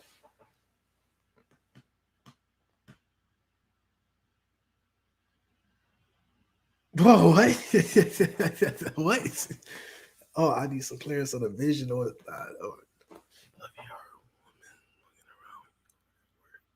Oh, snap. Oh, man. Oh, snap. My bad, Raheem. I think you're going through that right now as we speak. Ah, man. If you going, I gotta say this, bro, man. It ain't worth it, man. It is not worth it, buddy. Oh, okay, you're not okay, but I need some clearance on the vision or the thought of knowledge of your own around you hard at work. Huh? You mean is it like you working hard or is it a different type of hard? Like what are you trying to go at? Like I'm trying to like, grasp what you mean when you mean working hard at work. Like yeah, I'm working hard. I'm getting my job done. Or is it like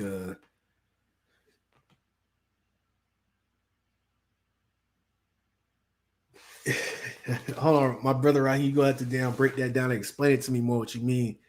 Um, I know it's hard on the mental.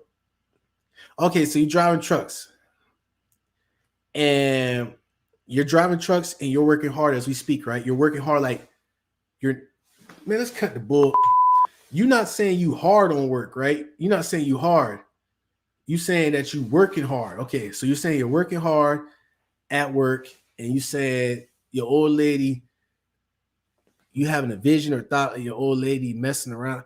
Hey man, I ain't got no advice for that. Like I kind of, it's like, dang, my butt talks hurting with this couch. Let me just chin. It's like it's hard for people who got relationships, man. If you got a girl, and I I can't even tell you, man. Cause it's like, put it this way. You got some who are very loyal, very loyal. But if you put it this way, if you had a thought of that happening, if you just have a thought or assumption of that, that's a red, it's a red flag already. Not that she's gonna do it, but it's like the fact that it's something that you're insecure about, or is something that, how do I explain that? Because there's a few guys that I know that been on some, oh yeah, I'm going for 9 months, yeah, my wife, we have a communication, everything good, and they be loyal, or some that they be like, oh, I'm be going for 9 months and you could do whatever you want, but just want to come back. I don't know, bruh, because I don't know. It's like, damn, you got me thinking real hard, right? Other drivers. Oh man, listen, bro. Yeah, buddy. Yeah. If they assume that and they think that, like, if you could just analyze them, like, bro, I just seen so much shit, dog. I seen the most coldest fool, man. One of the most coldest people or relationships, or whatever, straight fold. You know what I'm saying? I seen all different angles and aspects of it. I can't even tell you that. Oh yeah. Okay, I appreciate it. Yeah, you don't have no problems going to work. Yeah, you're a hard worker, right? Yeah, I appreciate that. Hard worker. But for the guys who be worried about that, which they have every right to understand, you're a man, testosterone, but it's like, I don't think I got that much of an experience to speak on that, because I haven't had those worries. You get what I'm saying? I haven't had those worries, like, because I ain't been in a situation like that. So yeah, that's the best way for me to answer it. My bad, it took me so long to answer it, but I'm gonna answer it by saying I don't know. I don't know, buddy. Because you, if the guy working, put it this way, if they share a bank account and every time his check hit, she have access to it, and they're not married, I mean, I seen that happen being employed. I've seen an old girl done drain out buddy's whole bank account and ran his credit up and just been like, I'm over and done with you. Done walked off with a car and damn 5 racks, you know what I'm saying? And had him in debt. I seen that happen before. I'm chasing the check now. Oh, okay. Uh, Shouts out to Raheem, man, the game spitter, man. They over there making that, essential job, truck drivers, man. If you're thinking it, then your gut is trying to tell you something. Ooh, Mike on something. You on something, Mike. That's what I'm talking about. You on something, man. On something good. But I'm sorry, right here. I ain't got nothing to. I respect you chasing, you know what I'm saying? You getting financially stable and everything by doing your, you know what I'm saying, getting your bread. I respect that. That's the motivation. That's the goal right there that a brother should be getting to. But for the other guys, it'd be some guys who make that, who probably make almost close to that, and they still be on that. Not you, but I'm just saying, like, it's some guys who make bread and they still have that worriness, and it's like, I can't.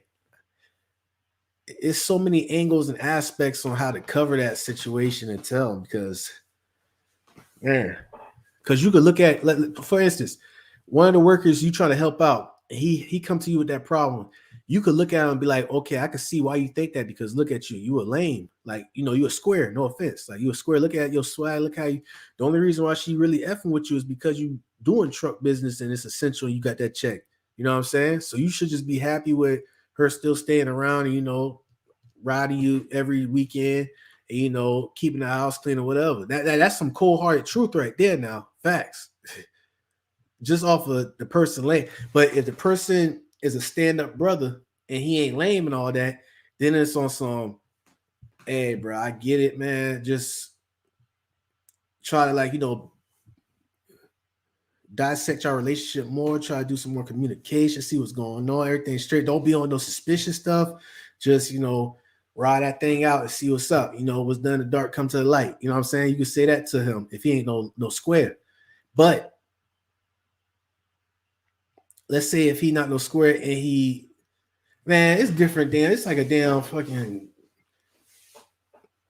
what do you call them things? Where you just changed it. Rubik's cubes. That's what it is. I don't see how these date coaches do it.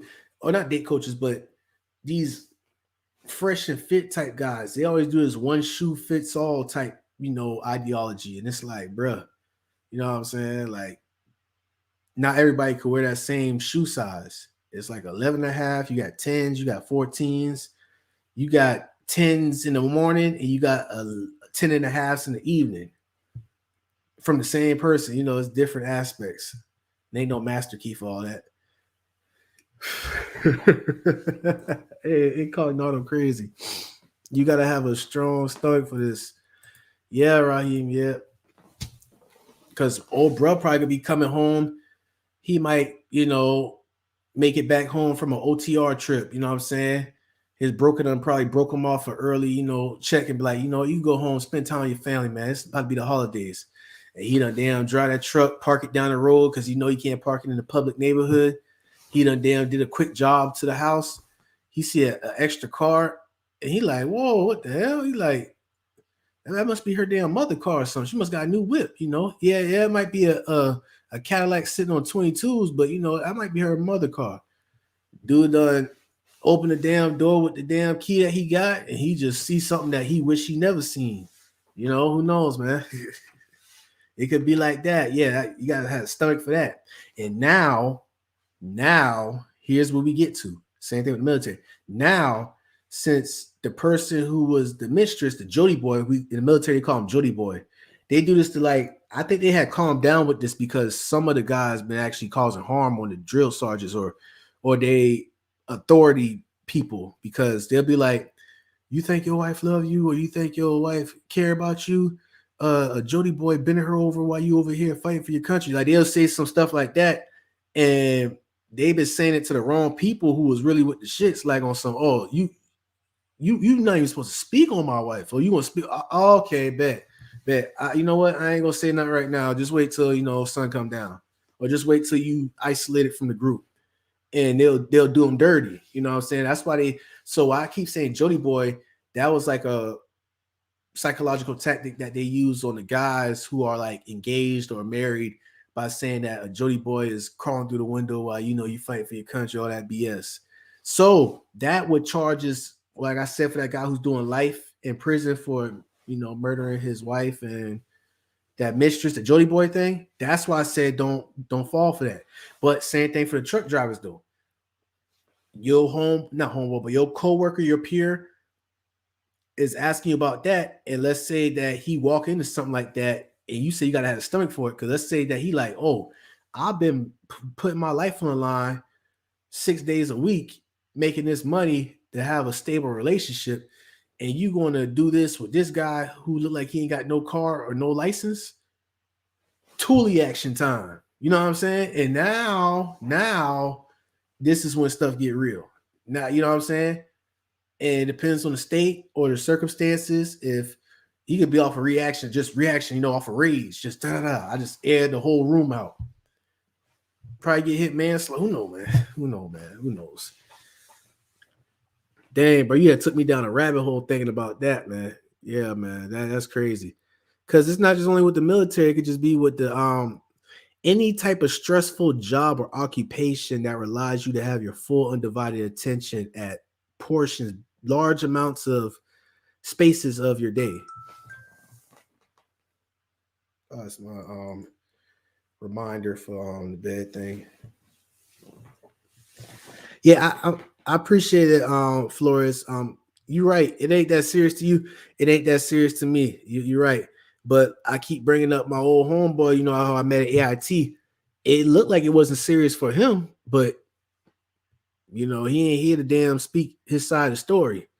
Dude, like, bro, I tell you, bro, your mind right here, emotional state, or just whatever situation you in, create a savage, man. I actually experienced, like, not with the offing myself or nothing, but it's like whether it's eating to staying alive, or whether it's like, put it this way. I remember when we had did this little training exercise. It was like Victory Forge. We had to do like a foxhole or whatever. And me, I'm like, I don't even mess with no snakes or no spiders or none of that, bro. I'm like, bro, I'm good with that. But the way my mind and the stress I was going through, we was digging them holes and everything with that little small shovel. Saw like what, two snakes and spiders crawling on me while I'm sleeping and everything.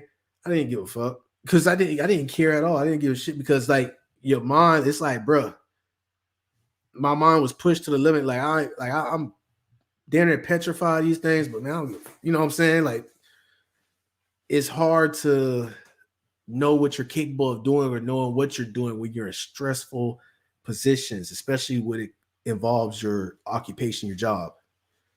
You know what I'm saying? So for truck drivers, let's say if you real tired. Oh, what's up, man? What's up, bro? What's going on with you, Johnny up in here, man? Oh yeah, we got that brother up in here, man. That's what I'm saying, man. Everything Gucci, man. Let him go ahead and speak his truth if you want to, like, end on with some peace. I'm about to go ahead and get some tissue real quick because, dog, it's crazy, man.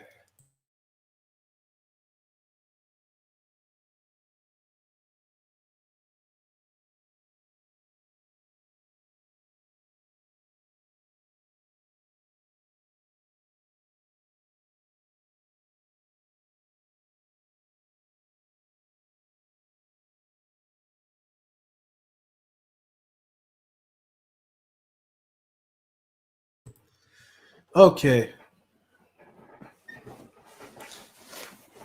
Yeah, man. All you gotta do is click on the link at the description if you want to hop in real quick before I hop off. There, we've been going 3 hours, bro.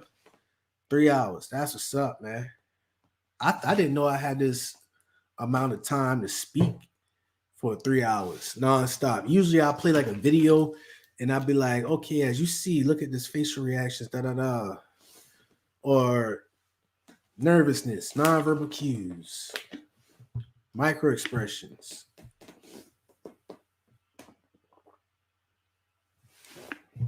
I'm about to say I'm reading the rest of the Dr. Paul Ekman book that I got. Is called um, Emotions Revealed, and how he said that he strategically practiced his facial expressions and how he look when he's talking to somebody in the mirror. I just started doing that a couple of days ago, and here's one thing. I'm gonna be vulnerable. I'm gonna tell y'all what's one thing that I do. When I'm trying to think of something, I look when I'm trying to go back and think of something, my eyes roll up farther. My eyes go up higher than the average person. For instance, when I think like when somebody think like this and that or like that. But when I think, I realize when I was looking in the mirror that my eyes go up like this.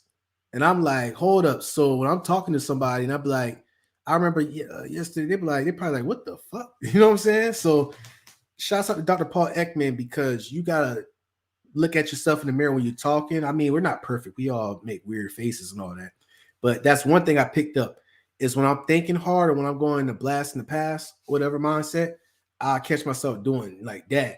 And then when I look in the mirror, or especially when I'm recording, when I look back and record, I'm like, whoa, damn. People probably think I'm having a seizure or something like that. And it's the way the camera level and all that. Even in the mirror, it's like, what the heck? Dang, bro.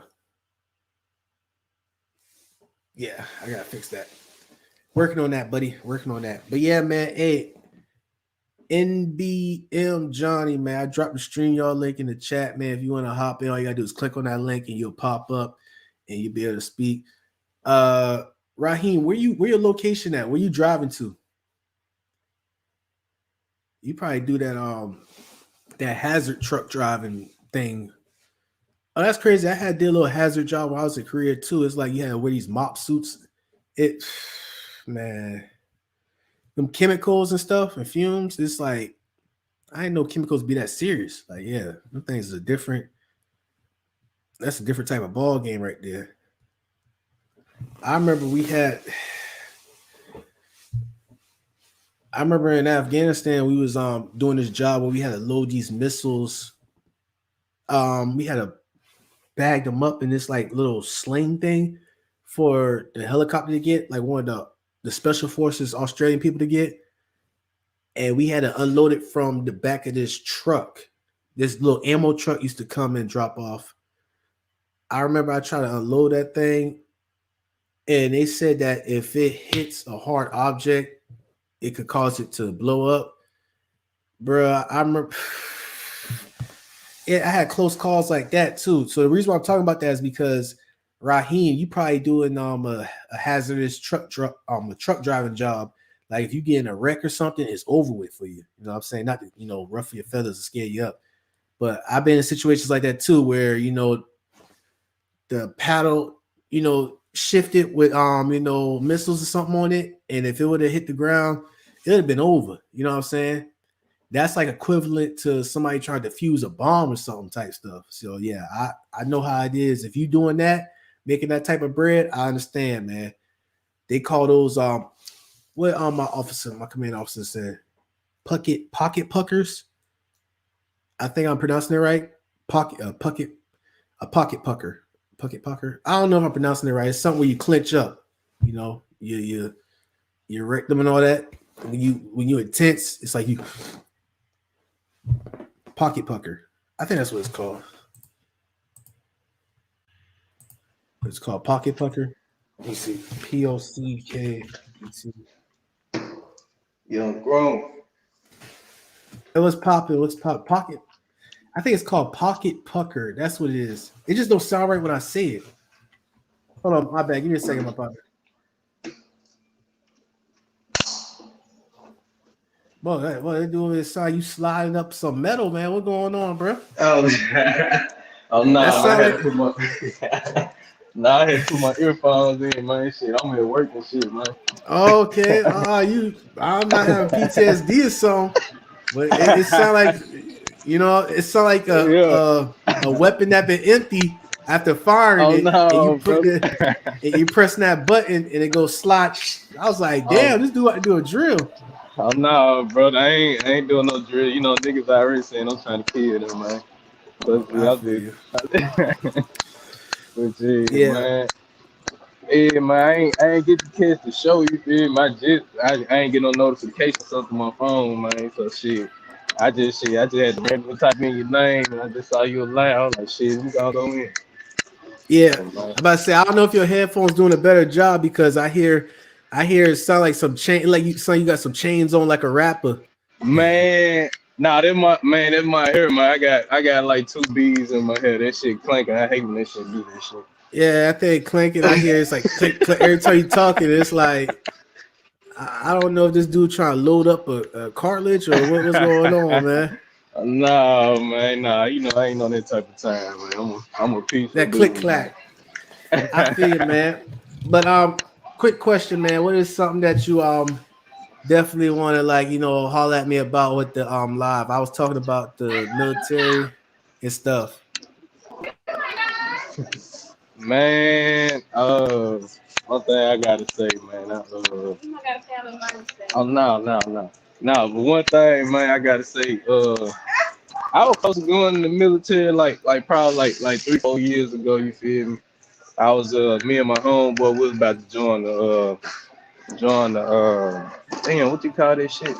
We about to join the Army Reserve, and Okay. yeah, and basically, man, I was finna go through with it, man. They was around by the time that Obama just got out of office and shit. Trump had just won or whatever. So shit, we got scared. I ain't gonna even cap. We was like, man, this nigga gonna send us to war and shit. You know what I'm saying? So I ain't gonna lie. When I found out he won, shit, I was like, yeah, let me go ahead and change my number on these niggas, man. So hey. Oh, nah, when they on you, bro, that's one thing I want to speak about. When the recruiters on you, them boys will pull up. I seen it. Jehovah Witness almost.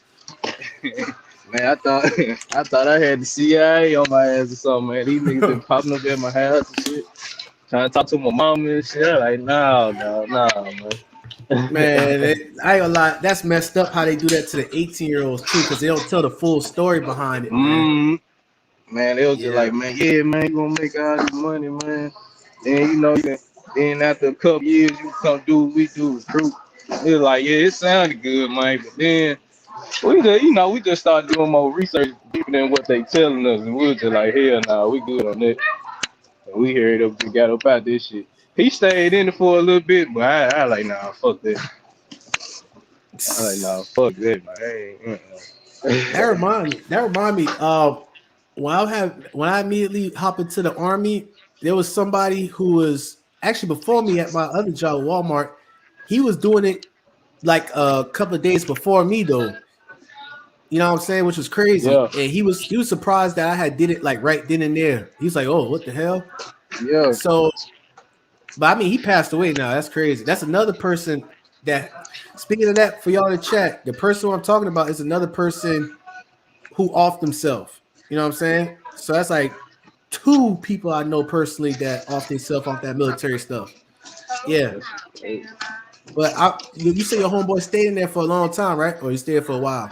He stayed. He probably stayed in for probably like 2, 3 years. Then he got up out of Okay, okay. there. Yeah, man, that shit. Yeah, I was like, man, I started thinking about dead presidents and shit. I was like, nah, man, I ain't trying to come back crazy.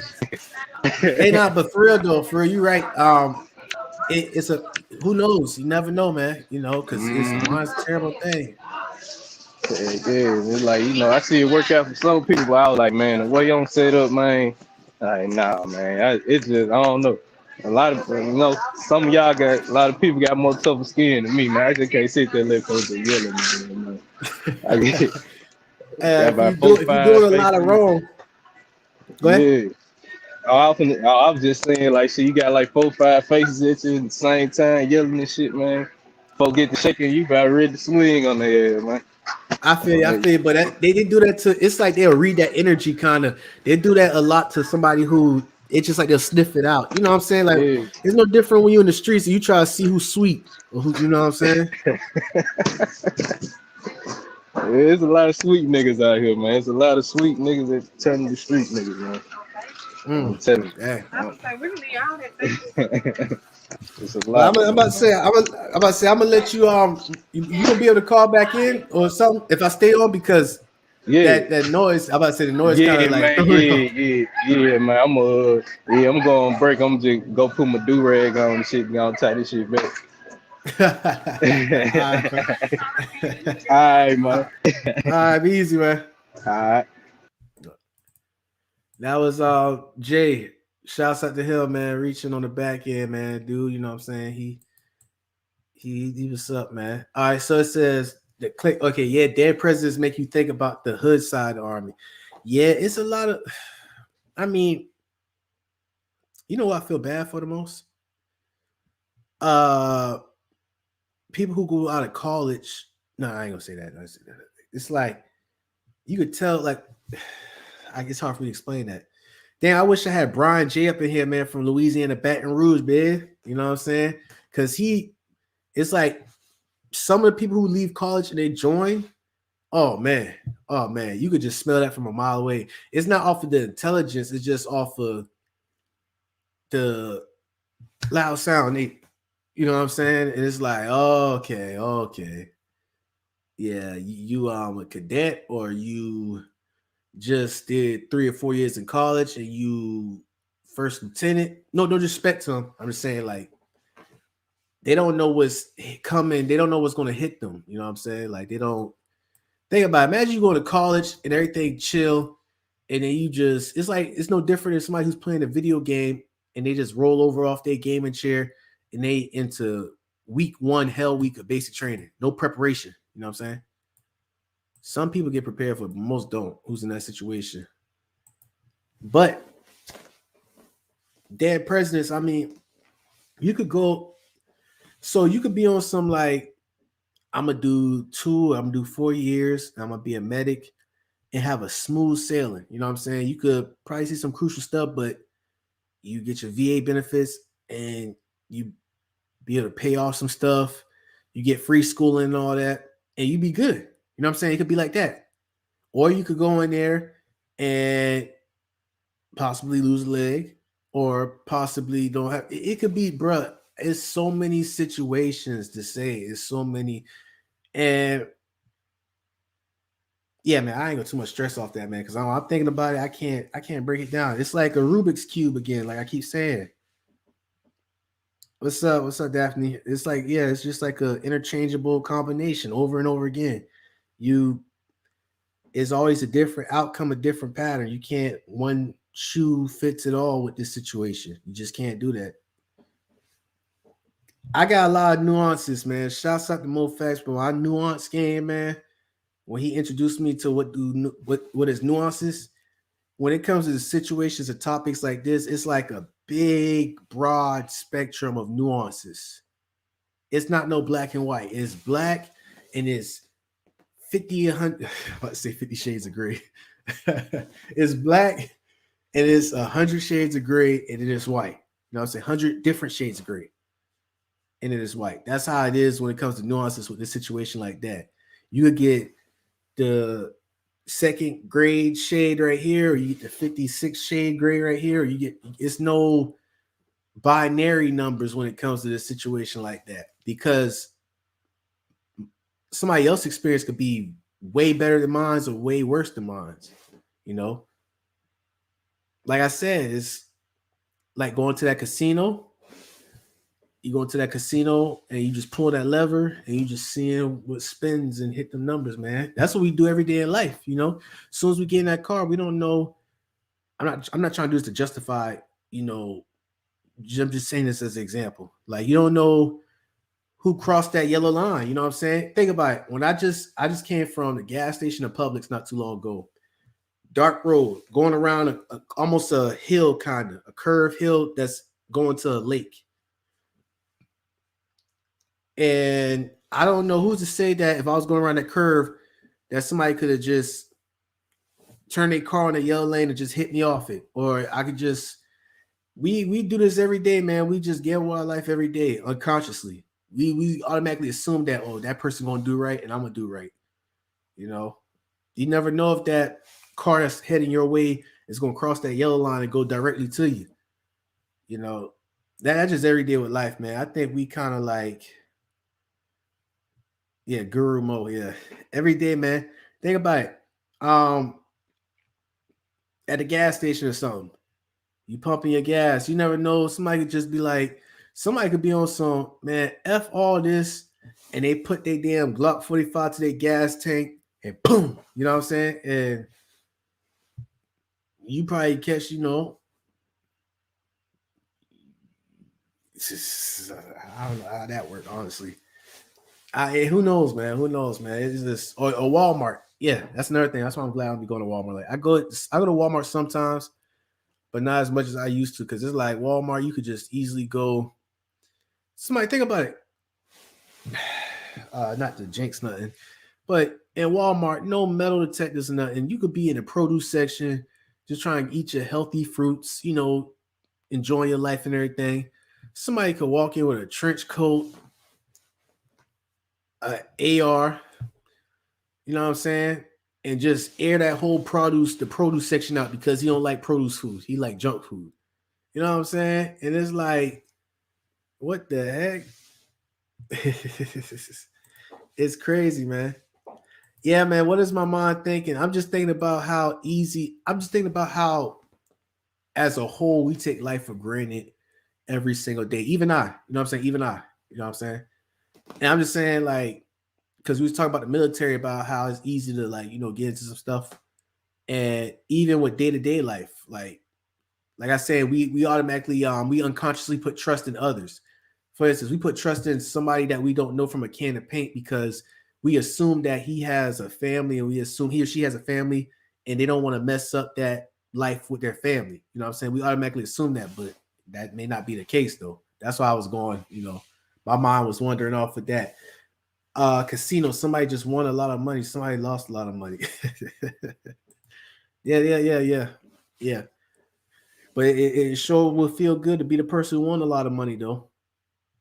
And then once you probably, let's say you sitting right next to that person who won a lot of money. And you see, this is where the psychological thing is right here. You know, same thing with the military, same thing with life. Okay, military, it's like, dang, I remember he was down bad. Like, this dude was homeless and stuff. And what he joined the service, and damn, bro, he He got good credit now. He got his car. Well, he got a house they paying for too. Dang, bro. And you try to do that same thing, and you get left. Like, you get left wherever they left you at. You know what I'm saying? And that's just how life is in general, man. That's how it is.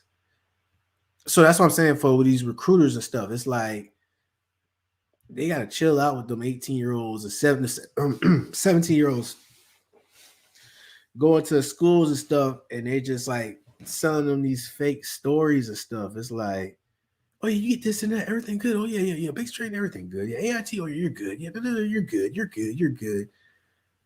Until you find up that you eating the MRE in a puddle of water and stuff. It's just, I'm not saying some people can't stomach that. You know what I'm saying? I'm just so lucky to be the person to stomach it. But some people just will have a vendetta or something towards the recruiter for that. What is your? I can't think of Walmart. The same scene easily shot 2 days in a row in Connecticut. Yeah, man. I have I told y'all when I used to work at Walmart and we had this guy who tried to play hero. He got punched. Dude got punched and he got fired. he tried to play hero by stopping the shoplifter. Got knocked, hit, and got fired after that. Crazy, man. But yeah, you're right. I mean, yeah. You're not gonna. Ever since the only time is like with the military, yeah, you have to put your life on the line with situations and all that. But my bad, my apologies. But when it comes to working at Walmart or McDonald's or gas stations and all that, please, y'all, if y'all hear me, even the truck drivers, please. Actually, I can't speak to the truck drivers because they be wanting to, they already got that iron. They took that iron. But for jobs like that, it is not worth your life to try to play hero. You know what happened to heroes? I'm telling you, bro, this is not no movie stuff. I promise you, this is not no movie. This is not no Saving Private Ryan. This is not no damn Bubba and Forrest Gump and Vietnam. This is none of that. Nah, bro. Bro, I'm gonna be honest with you, man. Heroes get popped, bro, for real, dog. Unless you try to get that Purple Heart, like with your Walmart job, or please don't watch no Spider-Man movie before you go to Walmart or go to the gas station. Please don't, man. You're gonna be just like Spider-Man. What's his name? What's his real human name though? Who be playing Spider-Man?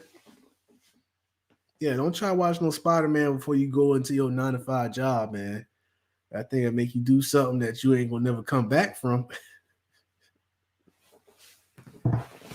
We ain't trying to go down that way, buddy. Ain't trying to go down there. Yeah, man. So yeah, I about to say I gave y'all 3.5 hours, man. I appreciate y'all for rocking with me because on a serious note, it's been like a week without dropping videos and without going live and all that. So this weekend it's going to be my duty to go through this process and get out some more content and do some lives. Peter Parker, thank you.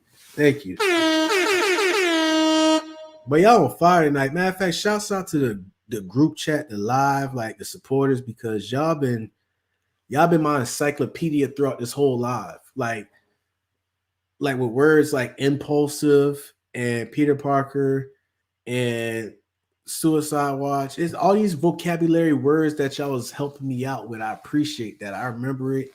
It's helping out a lot, man. Y'all definitely been holding it down for me because if it wasn't for y'all, I'd definitely be.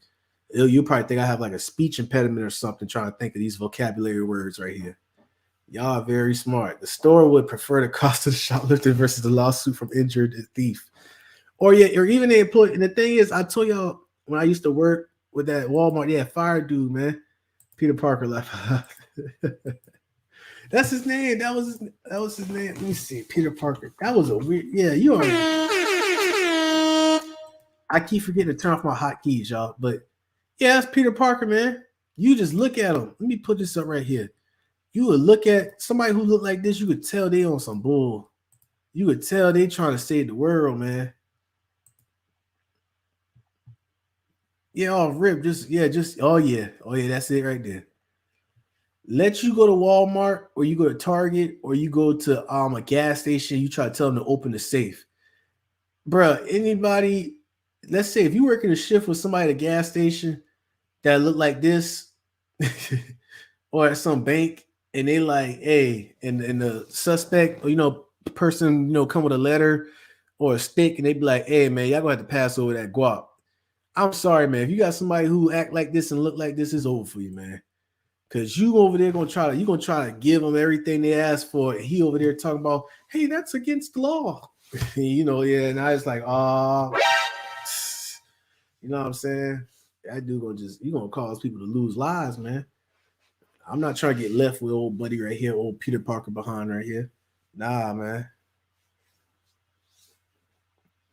NBM. What that mean? No bull, man. KBM. NBM. I don't even know what that is. Like, oh, you talk about, yeah, that's good that you know your Marvel characters for real. Dang, bro, dang, that's crazy. Yeah, man, the Marvel characters. You know what? Not too long ago, I have found out that I see this before I hop off. Wesley, that Blade was a Marvel. I think Blade, yeah, Blade. He was part of a Marvel, that university, whatever you call it, Marvel DC, whatever shit is. I didn't know that. It was like 3 Blade movies, Blade trilogy, and I didn't know Blade was like a part of a Marvel. I thought Blade was just Blade itself, like vampire, like Twilight or whatever. But Blade was official, man. Blade was like one of the most best. Man, Wesley Snipes did that role. Yeah. Blade. That's crazy, right? Damn, I didn't know he's had elbow grip. Yeah. Cushion too.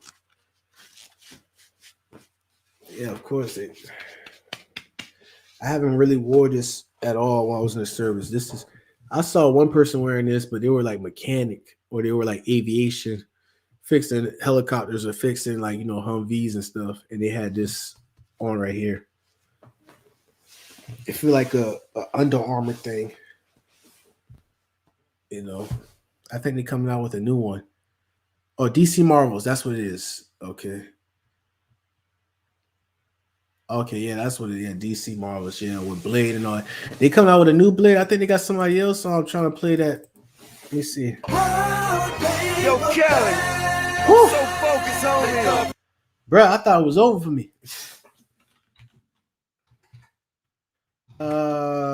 Blade. As soon as I about to type in Blade, the B word, brown paper bag. It's like, what the heck? That thing has scared the itch out of me, bro. Heart beating fast and there. Oh, snap. Yep. Oh, yeah. It looked like he could fit that role good, too. Oh, they already dropped it?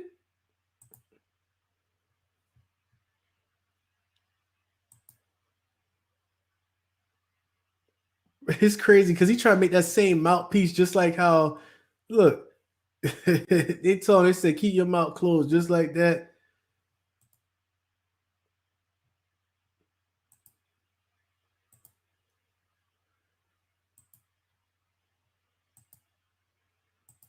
Because Wesley Snipes like in his 60s, I think.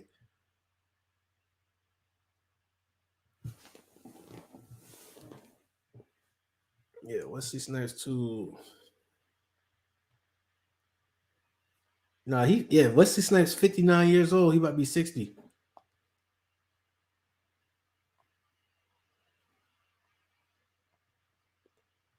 Bro, I'm looking at Wesley Snipes and it's like 2 different. Yeah, he was in the sun on this one. And he was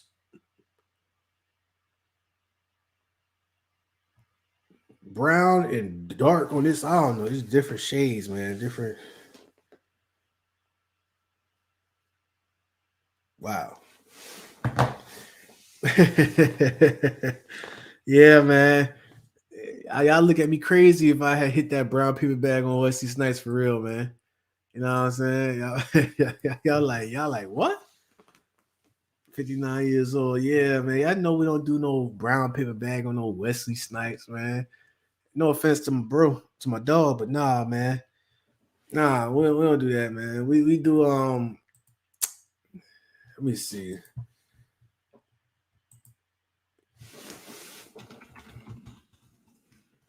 I'm gonna show y'all who we do brown paper bags on, man, off rip. And she deserve it because off of how her damn sidekick be acting, bro. You know what I'm saying? We gonna show y'all. I'm gonna show y'all one. Let me go ahead and put that damn thing on. I'm gonna show y'all one brown paper bag before we end this show for real, for real. You know what I'm saying? Yo, Kelly, I'm so focused on it. I can see clearly now. You already know. Watch my moves, nigga. Yes. Coy Leray. Dog, y'all hear what her sidekick has said? That pressure. Oh man, bro. That dude was wild. That dude said that dude had generalized all of Americans, black Americans. I was like, dang, bro, dude really lost in the sauce. Dude really like, and he had deleted too. Dude really was like, nah, I'm gonna just say that and I'm gonna keep it up there like that. Those y'all don't know what I'm talking about. I'm talking about her sidekick boyfriend who just out of nowhere just had tried to just talk ish. Just straight talk ish on damn black on Americans. I'm gonna show y'all.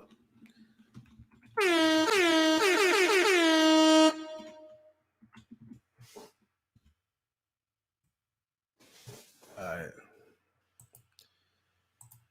This is the guy right here, man, who been talking that ish. Blade was capped at 3 movies. Yeah, home. Blade was off the chain. I hope you agreeing with me. Cause I'm trying to figure out that Blade was official, dog. Yeah, Blade official, man. But yeah, you got this guy right here. This guy. I don't care if they even hit this thing already been demonetized anyway, so.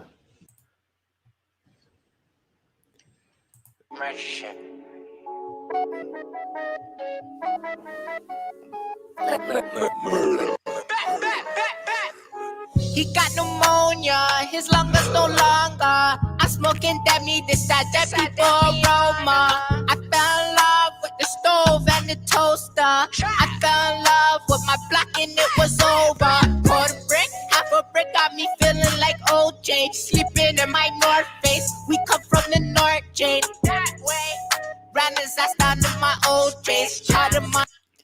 This guy said that he's the one who said that black Americans. I'm gonna let y'all hear the chorus of this right here. Nobody came proud. Nobody came proud. Nobody came proud. I just saw the record came when nobody came finesse. Nobody came proud. Nobody came proud. I just saw the record came when nobody came finesse. Yeah. I pretty much get the juice. I get the swag. This guy right here, Canadian rapper, Pressure, Coy Leray's side piece, just talking reckless, man. But yeah, I ain't gonna get too much off topic. I know I've been going for like 4 hours, man. I appreciate y'all, man. But that I had to get that off. That dude, y'all heard this dude? Nobody can press. Like, catchy, but this dude, like, I thought I had a SpongeBob voice, man. Until I met this guy, till I heard this dude right here, I'm like, okay. So this dude make my voice sound real deep. You know what I'm saying? I sound like I'm a smooth operator when when you put my voice beside him. You know, I'm Patrick, he's SpongeBob. So now I don't know Goofy Goober-ish, but I'm just saying, like, the vocal range. It's like, bruh. Yeah, man, I'm done with y'all, man. I appreciate y'all for stopping by, man. Definitely, man. Till next time, I got a live session after hours to do tomorrow, and I got some video content dropping tomorrow. And yeah, man, just make sure you hit that like button, man. I appreciate y'all, man. we about to go ahead and be out, man. This dude is. I'm just gonna end it like that and let this lame dude play. Till next time, man. This dude. Nobody came finesse. Nobody came press. Nobody came press. I just saw the record came when nobody came finesse. Murder beat, fam. What you doing? What you doing on here, fam? Just take my email, fam, and send me a beat, dog. I'll dirty that, fam. 24 hours, bro. You got a body though. All day, fam. I'm on a murder beat. Now she think I'm Migos. Tell that bitch bend her knees like a free throw. I'm a boss. I'm not your type kind of people. Blue feather cosign Valentino. Hey, y'all, well, wait now. I'm so used to take out stakeouts. I think it's about that time I make my weight now. We scared now. Ever since I came round, I think I make them feel away now. Hey now, wait now. So much on my plate now. They hate now, cause I'm in every city like a greyhound. I'm all about my money like my PayPal. These rappers in my city think they Drake now. I slide up on your block cause that's my playground. Press, I got it off the breakdown. Cold fifth, bullets pick him up just like a forklift. Slide drift, mileage, my block's what I worship. Nobody came press, nobody came press. I just saw the record came when nobody came finesse. Nobody came press, nobody came press. I just saw the record came when nobody came finesse. My pot look like porridge. My pot is annoying. All this work up in the kitchen's overwhelming. All this work up in the kitchen's overwhelming. Nobody came press. Nobody came press. I just saw the record came when nobody came finesse. Nobody came press. Nobody came press. I just saw the record came when nobody came finesse. Murder, murder, murder, murder shit. Bloody, bloody, bloody, bloody. Bloody hands, bloody feet. Man, get this trash. Get this trash. Oh man. All right, yeah, I appreciate y'all, man. I had to definitely let y'all hear that bullish. That's the dude right there who said, let me read specifically. That dude y'all just saw right there, he has said this. He's from Canada. Okay, he's from Canada. There you go. Pressure. I'm gonna go ahead and read this before I hop off. I know I said it for like the fourth time. But he said Americans got no culture. Their biggest culture is hip hop. Motherfuckers don't even know what island they from. They just black like color. And dude said, "Oh, the fuck, yeah, bro. What's up? People not spelling right, man. You gotta work on that." All right, it said, niggas be like, I'm black. No, nigga, you built like a mother Nigerian. Yeah, I just lost some brain cells just now, buddy. But yeah, that's the dude right there. Hey, I appreciate y'all, man. Nah. You know what? I tell you what, I'm gonna put Nightcrawler up and I'm gonna fall asleep to that. How about that, man? I'm gonna put Nightcrawler up, fall asleep to that, wake up at 6:30 in the morning so I could get my little workout in at the gym. So I got you, man. I'll tell you tomorrow live. When I go tomorrow live, Brian, I'll tell you how Nightcrawler was. Hopefully don't give me nightmares like how I already got now with this rapper. So yeah, I appreciate y'all, man. I'm gonna check in with y'all tomorrow. Till next time, we out, man.